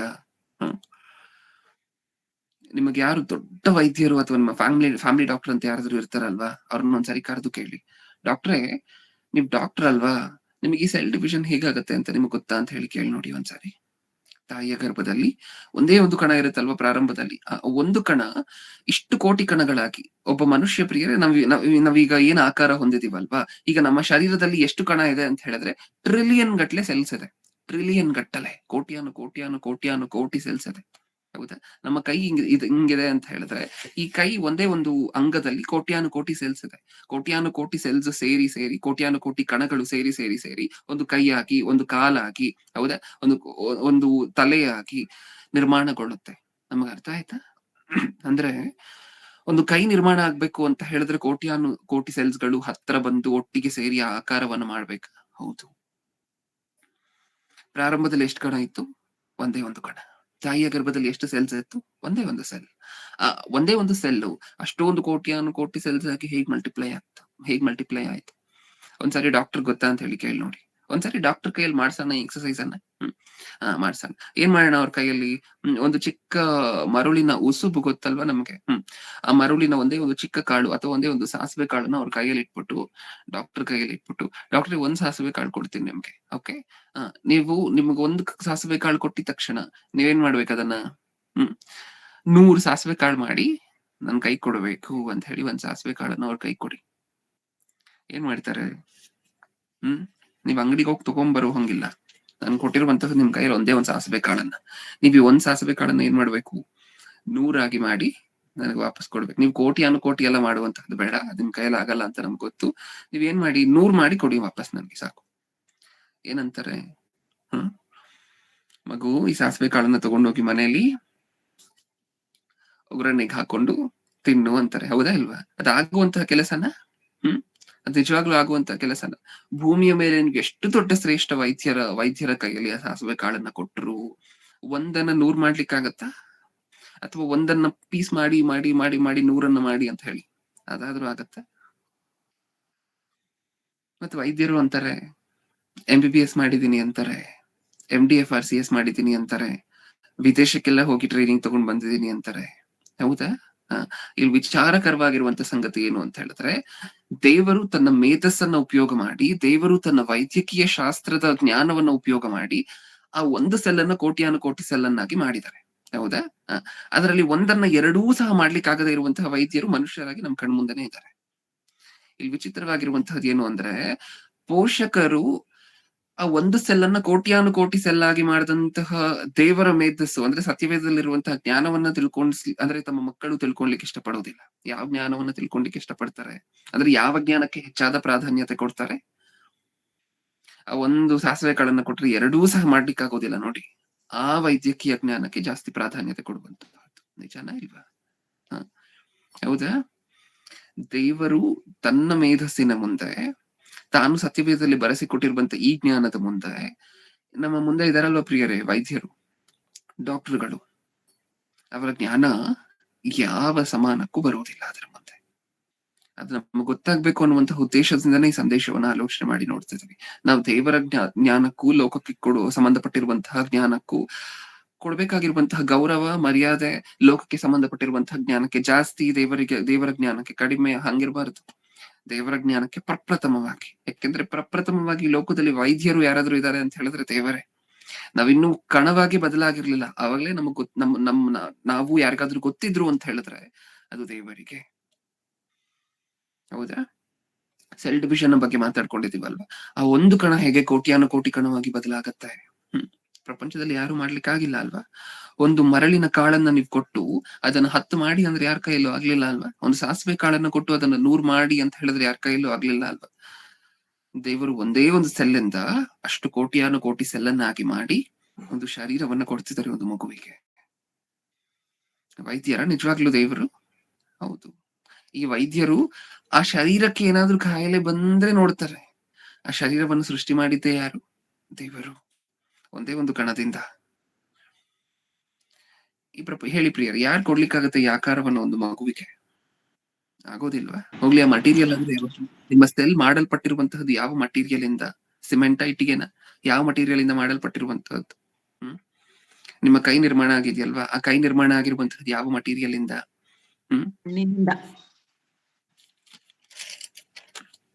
ಮಣ್ಣಿನಿಂದ. ಓಕೆ. ಆ ಮಣ್ಣನ್ನು ಡಾಕ್ಟರ್ ಕೈಲಿ ಕೊಟ್ಟರೆ ಮಾಡ್ತಾರ? ಮಾಡಕ್ಕಾಗಲ್ಲ. ಯಾಕೆ? ವೈದ್ಯರಲ್ವಾ? ಓಕೆ. ಈಗ ಕೊರಿಂಥದವರೆಗೆ ನೀವು ತೆಗೆದಿಟ್ಕೊಂಡಿರುವಂತಹ ರೆಫರೆನ್ಸ್ ಅನ್ನು ಇನ್ನೊಂದ್ಸರಿ ಓದೋಣ. ಅದ್ ಹೇಗೆ ಆ ಸೆಲ್ ಡಿವೈಡ್ ಆಗಿ ಒಂದು ಸೆಲ್ ಮತ್ತೆ ಮಲ್ಟಿಪ್ಲೈ ಆಗಿ ಅಷ್ಟೊಂದು ಕೋಟಿ ಸೆಲ್ ಆದ್ರೂ ಸಹ ಆ ಸೆಲ್ಗಳಿಗೆಲ್ಲ ಹೇಗೆ ಗೊತ್ತಾಗುತ್ತೆ ಇಷ್ಟಕ್ಕೂ? ನಾವೆಲ್ಲ ಹೋಗಿ ಒಂದ್ ಕಡೆ ಸೇರಿ ಕೈ ಹಾಕ್ಬೇಕು ಒಂದ್ ಕಡೆ ಮಗುವಿಗೆ, ಇನ್ನೊಂದಷ್ಟು ಕೋಟಿ ಸೆಲ್ಗಳೆಲ್ಲ ಸೇರಿ ನನ್ನ ಮಗುವಿಗೆ ಕಾಲಾಗ್ಬೇಕು ಅಂತ ಹೇಳಿ, ಅದು ಕರೆಕ್ಟ್ ಆಗಿ ಆ ಸೆಲ್ಸ್ ಎಲ್ಲ ಕೋಟ್ಯಾಂತರ ಲಕ್ಷಾಂತರ ಸೆಲ್ಗಳು ಒಟ್ಟೊಟ್ಟಿಗೆ ಸೇರಿ ನಾನು ಈ ಅವಯವ ಆಗ್ಬೇಕು ಅಂತ ಹೇಳಿ ಅದಕ್ಕೆ ಹೇಗೆ ಗೊತ್ತಾಗುತ್ತೆ ಪ್ರಿಯರೇ? ನಮ್ಮ ಮೂಗ್ ಯಾವತ್ತು ಇಲ್ಲಿರೋದಿಲ್ಲ, ಹೌದಾ? ಹಣೆ ಮೇಲೆ ಇರುತ್ತಾ ಮೂಗ್? ಯಾರಿಗಾದ್ರೂ ಇಲ್ಲ, ಮೂಗ್ ಇಲ್ಲೇ ಇರುತ್ತೆ. ಅಂದ್ರೆ ಆ ಸೆಲ್ಸ್ಗೆಲ್ಲ ಹೇಗ್ ಗೊತ್ತಾಗತ್ತೆ ನಾನು ಇದೇ ಜಾಗದಲ್ಲಿ ಹೋಗಿ ಮೂಗಿನ ಫಾರ್ಮೇಶನ್ ಆಗ್ಬೇಕು ಅಂತ ಹೇಳಿ ಹೇಗ್ ಗೊತ್ತಾಗುತ್ತೆ? ಇವಾಗ ನೀವು ಓದಿದ್ರಲ್ಲ ವಚನ, ಆ ವಚನದಲ್ಲಿ ಅದಿದೆ. ಏನು?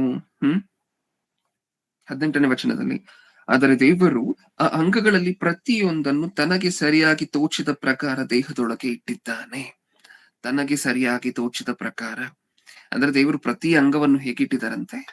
ತಾನು ಅನ್ಕೊಂಡಿರುವಂತಹ ಜಾಗದಲ್ಲಿ, ತಾನು ಅನ್ಕೊಂಡಿರುವಂತಹ ಸೈಜ್ ಅಲ್ಲಿ. ಹೌದಾ? ಕೈ ಇಷ್ಟು ಉದ್ದ ಬೆಳೆದ್ ಬಿಡ್ತು ಅಂತ ಅನ್ಕೊಳ್ಳಿ, ಒಂದ್ 3-4 ಮೀಟರ್ ಒಂದ್ ಕೈ, ಹೆಂಗಿರತ್ತೆ? ಹಂಗಾಗಿದ್ಯಾ ಯಾವತ್ತಾದ್ರೂ? ಇಲ್ಲ ಅಲ್ವಾ? ಅಲ್ಲಿ ಡಿಸೈಡ್ ಮಾಡ್ತಿರುವಂತಹದ್ದು ಯಾರು ಗೊತ್ತಾ? ಇಷ್ಟು ಕೋಟಿ ಸೆಲ್ಸ್ ಗಳು ಸೇರಿ ಇದೇ ಜಾಗದಲ್ಲಿ ಕೈ ಆಗ್ಬೇಕು, ಆ ಕೈ ಇಷ್ಟೇ ಸೈಜ್ ಅಲ್ಲಿ ಇರ್ಬೇಕು, ಇದೇ ಆಕಾರದಲ್ಲಿ ಇರ್ಬೇಕು. ಡಿಸೈಡ್ ಮಾಡ್ತಿರುವಂತಹದ್ದು ಯಾರು? ಆ ಸೆಲ್ಗಳನ್ನ ಕರೆಕ್ಟ್ ಆಗಿ ನೀವು ಇಲ್ಲೇ ಫಾರ್ಮ್ ಆಗ್ಬೇಕು, ನೀವು ಬೇರೆ ಕಡೆ ಎಲ್ಲೂ ಹೋಗಿ ಫಾರ್ಮ್ ಆಗೋ ಹಂಗಿಲ್ಲ. ಈ ತರ ಒಂದೊಂದು ಕಣಕ್ಕೂ ಸಹ ಇನ್ಸ್ಟ್ರಕ್ಷನ್ ಕೊಡ್ತಿರುವಂತಹದ್ದು ಯಾರಂತೆ? ವೈದ್ಯರಾಗಿರುವಂತಹ ದೇವರು. ತನಗೆ ಸರಿಯಾಗಿ ತೋಚಿದ ಪ್ರಕಾರ ದೇವರು ಪ್ರತಿಯೊಂದೊಂದು ಅಂಗವನ್ನು ಸಹ ಒಂದು ಮಗುವಿನ ಶರೀರದಲ್ಲಿ ತನಗೆ ಸರಿಯಾಗಿ ತೋಚಿದ ಪ್ರಕಾರ ಇಡ್ತಿದಾರಂತೆ. ಹೌದಾ? ಡಾಕ್ಟರ್ ಕೈ ಕೆಲಸ ಇರ್ಲಿಲ್ಲ ಇದರ ಹಿಂದೆ. ಆ ಮಗು ನಿರ್ಮಾಣ ಆಗ್ಬೇಕಂದ್ರೆ, ಆ ಮಗು ಅಷ್ಟೊಂದು ಕೋಟಿ ಕಣಗಳಲ್ಲಿ ಗೆಲ್ಬೇಕು ಅಂದ್ರೆ ಅದರ ಹಿಂದೆ ಡಾಕ್ಟರ್ ಕೈ ಕೆಲಸ ಇರ್ಲೇ ಇರ್ಲಿಲ್ಲ. ಅವ್ರಿಗೆ ಗೊತ್ತೂ ಇಲ್ಲ ಏನೇನಾಗ್ತದೆ ಅಂತ ಹೇಳಿ ತಾಯಿಯ ಗರ್ಭದಲ್ಲಿ. ಹೌದಾ? ನೆಕ್ಸ್ಟ್ ಥರ್ಡ್ ಪಾಯಿಂಟ್, ಪ್ರಸಂಗಿ ಗ್ರಂಥ ಇದಿಷ್ಟು ಸಹ ಮಗು ತಾಯಿಯ ಗರ್ಭದಲ್ಲಿ ನಿರ್ಮಾಣ ಆಗ್ಬೇಕಾದ್ರೆ ವೈದ್ಯರಾಗಿರುವಂತಹ ದೇವರ ಕೈ ಕೆಲಸ ಏನಿತ್ತು ಅಂತ ಹೇಳಿ ನಾವು ಇಷ್ಟೊತ್ತಿಗೂ ನೋಡ್ಕೊಂಡಿದ್ದೀವಿ. ಈಗ ಒಂದ್ಸಾರಿ ಮಗು ತಾಯಿಯ ಗರ್ಭದಲ್ಲಿ ನಿರ್ಮಾಣ ಆಗಿ ಹೊರಗಡೆ ಬಂತು ಅಂತ ಅನ್ಕೊಳ್ಳಿ. ಹೊರಗಡೆ ಬಂದಿರುವಂತಹ ಆ ಸಮಯದಲ್ಲಿ ಇನ್ನ ದೇವರ ಪಾತ್ರ ಇನ್ನ ಏನೇನಿರುತ್ತೆ? ಒಂದ್ಸರಿ ಕೀರ್ತನೆಗಳನ್ನು ಓದಿ ಮುಗಿಸಿ ಮತ್ತೆ ಪ್ರಸಂಗಿ ಗ್ರಂಥಕ್ಕೆ ಬರೋಣ. ಕೀರ್ತನೆಗಳು 139ನೇ ಅಧ್ಯಾಯ 139ನೇ ಕೀರ್ತನೆ 16ನೇ ವಚನ. ನಾನು ಇನ್ನು ಕೇವಲ ಪಿಂಡವಾಗಿರುವಾಗ ನಿನ್ನ ಕಣ್ಣುಗಳು ನನ್ನನ್ನು ನೋಡಿದವು. ನನ್ನ ಆಯುಷ್ಕಾಲದ ಪ್ರಥಮ ದಿನವು ಪ್ರಾರಂಭವಾಗುವ ಮೊದಲೇ ಅದರ ಎಲ್ಲಾ ದಿನಗಳು ನಿನ್ನ ಪುಸ್ತಕದಲ್ಲಿ ಬರೆಯಲ್ಪಟ್ಟವು. ದೇವರೇ, ನಿನ್ನ ಸಂಕಲ್ಪಗಳು ನನ್ನ ಎಣಿಕೆಯಲ್ಲಿ ಎಷ್ಟೋ ಗೌರವವಾಗಿವೆ. ಏನರ್ಥ ಆಯ್ತು ನಮ್ಗೆ ಈ ವಚನದಲ್ಲಿ? ನಾನು ಇನ್ನು ಕೇವಲ ಪಿಂಡವಾಗಿರುವಾಗ ನಿನ್ನ ಕಣ್ಣುಗಳು ನನ್ನನ್ನು ನೋಡಿದವು. ತುಂಬಾ ಸರಿ ನಾವು ಓದ್ಕೊಂಡಿರುವಂತಹ ವಚನನೇ ಅಲ್ವಾ ಇದು? ನಾನು ಇನ್ನು ಪಿಂಡವಾಗಿರುವಾಗ ತಾಯಿಯ ಗರ್ಭದಲ್ಲಿ ನಿನ್ನ ಕಣ್ಣುಗಳು ನನ್ನನ್ನ ನೋಡಿತು. ಈ ಮಾತಿನ ಅರ್ಥ ಏನು? ನೀವು ಹುಟ್ಟಿದ ನಂತರ ನೀವು ತಾಯಿಯ ಗರ್ಭದಿಂದ ಹೊರಗಡೆ ಅಂದ್ರೆ ಒಂದ್ ಮಗು ಡೆಲಿವರಿ ಆಗಿ ಹೊರಗಡೆ ಬಂದ ನಂತರ ನಿಮ್ಮನ್ನ ಫಸ್ಟ್ ನೋಡಿದವ್ರು ಯಾರು? ಡಾಕ್ಟರ್ಗಳ? ಹಾ, ತುಂಬಾ ಜನ ಮಾತಾಡ್ಕೊಳ್ತಿರ್ತಾರೆ ಪ್ರಪಂಚದಲ್ಲಿ. ನಾನೇ ನಿನ್ನ ಫಸ್ಟ್ ನೋಡಿದೆ ಅಂತ ತಾಯಿ ತಂದೆ ಹೇಳ್ಬೇಕಾದ್ರೆ ಯಾರು ನೋಡಿಲ್ಲ, ಡಾಕ್ಟರ್ ನೋಡಿದ್ದು. ಸಾಕಷ್ಟು ಜನ ಮಾತಾಡ್ಕೊಂಡಿರುವಂತಹ ನೀವು ಕೇಳಿದ್ದೀರಾ, ನರ್ಸ್ ನೋಡಿದ್ದು ನಿಮ್ಮನ್ನ ಪ್ರಪ್ರಥಮವಾಗಿ. ಈ ಪ್ರಪಂಚದಲ್ಲಿ ಯಾವ ಡಾಕ್ಟರ್ ನೋಡಿರ್ಲಿಲ್ಲ ಇನ್ನ. ಆ ಏಜ್ ಅಲ್ಲೇ, ಆ ಹಂತದಲ್ಲೇ ನಿಮ್ಮನ್ನ ಪ್ರಪ್ರಥಮ ಬಾರಿಗೆ ನೋಡಿದಂತಹ ವೈದ್ಯರು ಯಾರು ಗೊತ್ತಾ? ದೇವರು. ಇವರೆಲ್ಲ ತಾಯಿಯ ಗರ್ಭದಲ್ಲಿ ನಿರ್ಮಾಣ ಆಗಿ ಆ ಮಗುವಿಗೆ ಒಂದು ಆಕಾರ ಬಂದ ನಂತರ, ಆ ಮಗು ಒಂದು ಆಕಾರವಾಗಿ ಹೊರಗಡೆ ಬಂದ ನಂತರ ನಿಮ್ಮನ್ನು ನೋಡಿದ್ರು ನರ್ಸ್. ಹೌದಾ? ಆಕಾರ ಆಗಿ ಹೊರಗಡೆ ಬಂದ ನಂತರ ನಿಮ್ಮನ್ನು ನೋಡಿದ್ರು ಯಾರು? ಡಾಕ್ಟರ್. ನೀವಿನ್ನೂ ಆಕಾರ ಆಗಿ ಹೊರಗಡೆನೆ ಬಂದಿರ್ಲಿಲ್ಲ, ಇನ್ನು ತಾಯಿಯ ಗರ್ಭದ ಒಳಗಡೆನೆ ಇರ್ತೀರಾ. ಆವಾಗಲೇ ನಿಮ್ಮನ್ನು ನೋಡಿದವ್ರು ಯಾರು? ದೇವರು, ವೈದ್ಯರಾಗಿರುವಂತಹ ದೇವರು. ಇವಾಗ ಹೇಳಿ, ಪ್ರಪ್ರಥಮವಾಗಿ ನಿಮ್ಮನ್ನು ಭೂಮಿಯ ಮೇಲೆ ತಾಯಿಯ ಗರ್ಭದೊಳಗಡೆ ಇರ್ಬೇಕಾದ್ರೇನೆ ನೋಡಿದಂತವ್ರು ಯಾರು? ಹೆಸರೇನು? ದೇವರು. ಅದನ್ನೇ ಇಲ್ಲಿ ಬರ್ಸಿರುವಂತಹ ಮಾತು. ಈ ಲೋಕಕ್ಕೆ ಸಂಬಂಧಪಟ್ಟಿರುವಂತಹ ವೈದ್ಯರೆಲ್ಲರೂ ಸಹ ನೀವು ಹುಟ್ಟಿದ ನಂತರ, ನೀವು ಹೊರಗಡೆ ಬಂದ ನಂತರ ನೋಡಿದಂತವ್ರು. ನೀವು ಒಳಗಡೆ ತಾಯಿಯ ಗರ್ಭದ ಒಳಗಡೆನೆ ಇರ್ಬೇಕಾದ್ರೇನೆ ನೋಡಿದ್ರ ದೇವರು ನಿಮ್ಮನ್ನ? ಹೌದು, ಪ್ರಥಮ ವೈದ್ಯರು, ಫಸ್ಟ್ ಡಾಕ್ಟರ್ ನಿಮ್ಮನ್ನು ನೋಡಿದಂತವ್ರು ದೇವರು. ಅಪ್ಪಿತಪ್ಪಿನೂ ಸಹ ಇನ್ ಮುಂದೆ ನರ್ಸೇ ನಮ್ಮನ್ನ ಫಸ್ಟ್ ನೋಡಿದ್ದು. ಈ ಹಾಸ್ಪಿಟಲ್ ನಾನು ಹುಟ್ಟಿದ್ದು, ಅದ್ರಲ್ಲಿ ಈ ನರ್ಸೇ ನಮ್ಮನ್ನ ಫಸ್ಟ್ ನೋಡಿದಂತವ್ರು, ಅಲ್ಲಿ ಟ್ರೀಟ್ಮೆಂಟ್ ಕೊಡುವಂತ ಡಾಕ್ಟ್ರೇ ನಮ್ಮನ್ನ ಫಸ್ಟ್ ನೋಡಿದಂತವ್ರು. ಈ ತರ ಇರಬಾರ್ದು ನಮ್ಮ ಒಪಿನಿಯನ್. ಹೇಗಿರ್ಬೇಕು? ಪ್ರಪ್ರಥಮವಾಗಿ ನಮ್ಮನ್ನೆಲ್ಲ ನೋಡಿದಂತವ್ರು ದೇವರು, ನಮ್ಮನ್ನ ನೋಡಿ ನಮ್ಮನ್ನ ಮೆಚ್ಕೊಂಡಂತವ್ರು ದೇವರು, ನಮ್ಮ ಆಕಾರವನ್ನ ಫೈನಲೈಸ್ ಮಾಡಿದಂತವ್ರು ದೇವರು. ನೋಡಿದ್ರ ವೈದ್ಯರಾಗಿ ದೇವರ ಪಾತ್ರ ಎಷ್ಟೆಷ್ಟಿದೆ ನಮ್ಮ ಜೀವನದಲ್ಲಿ ಪೋಷಿಸ್ಲಿಕ್ಕೆ. ಹೌದಾ? ಇನ್ನೊಂದ್ಸರಿ ಓದೋಣ ಅದೇ ಮಾತನ್ನ. ನಾನು ಇನ್ನು ಕೇವಲ ಪಿಂಡವಾಗಿರುವಾಗ ನಿನ್ನ ಕಣ್ಣುಗಳು ನನ್ನನ್ನು ನೋಡಿದವು. ನನ್ನ ಆಯುಷ್ಕಾಲದ ಪ್ರಥಮ ದಿನವು ಪ್ರಾರಂಭವಾಗುವ ಮೊದಲೇ ಅದರ ಎಲ್ಲಾ ದಿನಗಳು ನಿನ್ನ ಪುಸ್ತಕದಲ್ಲಿ ಬರೆಯಲ್ಪಟ್ಟವು. ನಾನು ಇನ್ನು ಕೇವಲ ಪಿಂಡವಾಗಿರುವಾಗ ನಿನ್ನ ಕಣ್ಣುಗಳು ನನ್ನನ್ನು ನೋಡಿದವು. ಅದು ಆ ಮಾತಿಗೆ ಅರ್ಥ. ಎಷ್ಟು ದಿನ ಓದ್ತಿದ್ವಲ್ವಾ ಕೀರ್ತನೆಗಳಲ್ಲಿ. ಆ ಮಾತಿಗೆ ಅರ್ಥ ಏನು? ಪ್ರಪ್ರಥಮವಾಗಿ ಯಾವ್ದಾದ್ರು ವೈದ್ಯರು ನಮ್ಮನ್ನ ನೋಡಿದ್ದಾರೆ. ಯಾಕಂದ್ರೆ ವೈದ್ಯರಿಗೆ ಮಾತ್ರ ಅಲ್ವಾ ಸಾಧ್ಯ ಇದೆಲ್ಲ. ಹೊರಗಡೆ ಬಂದಿದ ತಕ್ಷಣ ನೋಡುವಂತಹದ್ದು, ಆ ಮಗು ಆರೋಗ್ಯವಾಗಿದ್ಯಾ ಅಂತ ಹೇಳಿ ತಾಯಿಯ ಗರ್ಭದಿಂದ ಅದು ಹೊರಗಡೆ ಬಂದಿದ ತಕ್ಷಣ ನೋಡುವಂತಹದ್ದು, ಇದೆಲ್ಲ ಬರೀ ವೈದ್ಯರಿಗೆ ಮಾತ್ರ ಅಲ್ವಾ ಸಾಧ್ಯ. ಅದಕ್ಕೆ ವೈದ್ಯರು ಏನೆಲ್ಲ ಚಟುವಟಿಕೆಗಳನ್ನ ಮಾಡ್ತಿದ್ದಾರೆ ಅದನ್ನ ನೋಡಿ ನಾವು ದೇವರನ್ನ ಪಕ್ಕದಲ್ಲಿ ಇಟ್ಟು ಆಲೋಚನೆ ಮಾಡಿ ನೋಡ್ತಿದ್ದೇವೆ. ಈ ವೈದ್ಯರೇನು, ಈ ಲೋಕದಲ್ಲಿ ವೈದ್ಯರೇನು, ದೇವರು ವೈದ್ಯರಾಗಿ ಎಷ್ಟು ದೊಡ್ಡ ಪಾತ್ರವನ್ನ ಪೋಷಿಸಿದ್ದಾರೆ ನಮ್ಮ ಜೀವನದಲ್ಲಿ. ಅಷ್ಟೊಂದು ಕೋಟಿ ಕಣಗಳಲ್ಲಿ ಪ್ರಪ್ರಥಮವಾಗಿ ನಮ್ಮನ್ನ ಗೆಲ್ಲಿಸಿದ್ದು ದೇವರು, ನಮ್ಮನ್ನ ಚಾಂಪಿಯನ್ಸ್ ಆಗಿ ಮಾಡಿದ್ದು ದೇವರು. ಅದಾದ ನಂತರ ಆ ಒಂದು ಕಣವಾಗಿ ತಾಯಿಯ ಗರ್ಭದಲ್ಲಿ ಪ್ರವೇಶಿಸಿದಾಗ ಒಂದು ಕಣವನ್ನ ಕೋಟಿ ಕಣವಾಗಿ ಬದಲು ಮಾಡಿದ್ದು ದೇವರು. ಒಂದು ಸುಂದರವಾಗಿರುವಂತಹ ಆಕಾರವನ್ನು ಕೊಟ್ಟಿದ್ದು ದೇವರು. ಆ ಆಕಾರವನ್ನು ಕೊಟ್ಟು ಪ್ರಪ್ರಥಮ ಬಾರಿಗೆ ನಮ್ಮನ್ನು ನೋಡಿದ್ದು ದೇವರೇ. ಇಲ್ಲಿಗೆ ನಿಲ್ಸ್ಕೊಂಡಿದೀವ ದೇವರ ಪಾತ್ರವನ್ನ. ಇಷ್ಟನ್ನ ನೋಡಿದೀವಿ, ಈ 3 ವಿಚಾರಗಳನ್ನ ನೋಡಿದೀವಿ. ಅಲ್ಲಿ ಎಲ್ಲ ಕಡೆನೂ ಸಹ ಈ ಲೋಕಕ್ಕೆ ಸಂಬಂಧಪಟ್ಟಿರುವಂತಹ ವೈದ್ಯರು ನಿಮಗ್ ಶ್ರೇಷ್ಠರಾಗಿ ಕಾಣಿಸ್ತಿದಾರ, ಅಥವಾ ದೇವರು ಒಬ್ಬ ವೈದ್ಯರಾಗಿ ನಮ್ಮ ಜೀವನದಲ್ಲಿ ಪೋಷಿಸಿರುವಂತಹ ಪಾತ್ರ ನಿಮಗೆ ಶ್ರೇಷ್ಠವಾಗಿರುವಂತೆ ಕಾಣಿಸ್ತಿದ್ಯಾ? ದೇವರ ಪಾತ್ರವೇ ಶ್ರೇಷ್ಠವಾಗಿ ಕಾಣ್ತಾ ಇದೆ. ಹೌದಾ? ಆ ದೇವರು ಶರೀರಕ್ಕೆ ಒಂದು ಆಕಾರವನ್ನು ಕೊಟ್ಟಿಲ್ಲ ಅಂತ ಹೇಳಿದ್ರೆ, ಆ ದೇವರು ನಮಗೆ ಜೀವವನ್ನು ಕೊಟ್ಟಿಲ್ಲ ಅಂತ ಹೇಳಿದ್ರೆ ಈ ವೈದ್ಯರು ಏನ್ ಮಾಡ್ಬೇಕಿತ್ತು? ತಾಯಿಯ ಗರ್ಭದಲ್ಲಿ ಆಗಾಗ ಮಗು ಹೊರಗಡೆ ಬಂದ ನಂತರ, ತಾಯಿಯ ಗರ್ಭದಿಂದ ಹೊರಗಡೆ ಬಂದ ನಂತರ ಆ ಮಗುವಿಗೆ ಉಸಿರಾಟ ಶುರು ಆಗ್ಬೇಕು. ಆ ಮಗು ಜೀವಂತವಾಗಿದ್ಯಾ ಅಂತಾನು ಸಹ ಗೊತ್ತಿರೋದಿಲ್ಲ, ಗೊತ್ತಾ? ತಿರುಗಿಸಿ ಆ ಕಡೆ ಈ ಕಡೆ ತಿರುಗಿಸಿ, ಕಾಲನ್ನ ಮೇಲೆತ್ತಿ ತಲೆಯನ್ನ ಕೆಳಗೆ ಮಾಡಿ ಏನೇನೋ ಮಾಡ್ತಿರ್ತಾರೆ ಡಾಕ್ಟ್ರು. ಆ ಮಗು ಉಸಿರಾಡ್ಲಿಕ್ಕೆ ಶುರು ಮಾಡ್ಬೇಕು. ಅವಾಗವರೆಗೂ ಗೊತ್ತಿರೋದೇ ಇಲ್ಲ ಆ ಮಗು ಉಸಿರಾಡ್ತಿದ್ಯಾ, ಆ ಮಗು ಜೀವಂತವಾಗಿದ್ಯಾ, ಆ ಮಗು ಸತ್ತೋಗಿದ್ಯಾ, ಏನು ಗೊತ್ತಿರೋದಿಲ್ಲ. ಆ ಮಗು ಇನ್ನೊಂದ್ ಅರ್ಧ ಗಂಟೆ ಏನು ಮಾಡಿಲ್ಲ, ಸುಮ್ನೆ ಸೈಲೆಂಟ್ ಆಗಿದೆ ಅಂತ ಅನ್ಕೊಳ್ಳಿ, ಹಾರ್ಟ್ ಬೀಟ್ ಇಲ್ಲ, ಏನು ಇಲ್ಲ ಅಂತ ಅನ್ಕೊಳ್ಳಿ. ಏನ್ ಮಾಡ್ತಾರೆ ಡಾಕ್ಟ್ರು? ಅದನ್ನ ಒಂದು ಚಿಕ್ಕ ಹಾಸಿಗೆ ಮೇಲೆ ಮಲಗಿಸಿ ನಮ್ ಕೈಯಲ್ಲಿ ಉಳಿಸ್ಲಿಕ್ಕೆ ಆಗೋದಿಲ್ಲ ಅನ್ನುವಂತ ಒಂದು ಹೇಳಿಕೆಯನ್ನ ಕೊಡುವಂತಹದ್ದು ಬಿಟ್ಟ ಬೇರೆ ಏನ್ ಮಾಡ್ಲಿಕ್ಕೆ ಆಗತ್ತೆ ಹೇಳಿ? ಅಷ್ಟೇನಾ? ಅದು ಡಾಕ್ಟರ್ಗಳ ಪವರ್. ಏನು ಮಾಡ್ಲಿಕ್ಕೆ ಆಗೋದಿಲ್ಲ ನಮ್ ಕೈಯಲ್ಲಿ.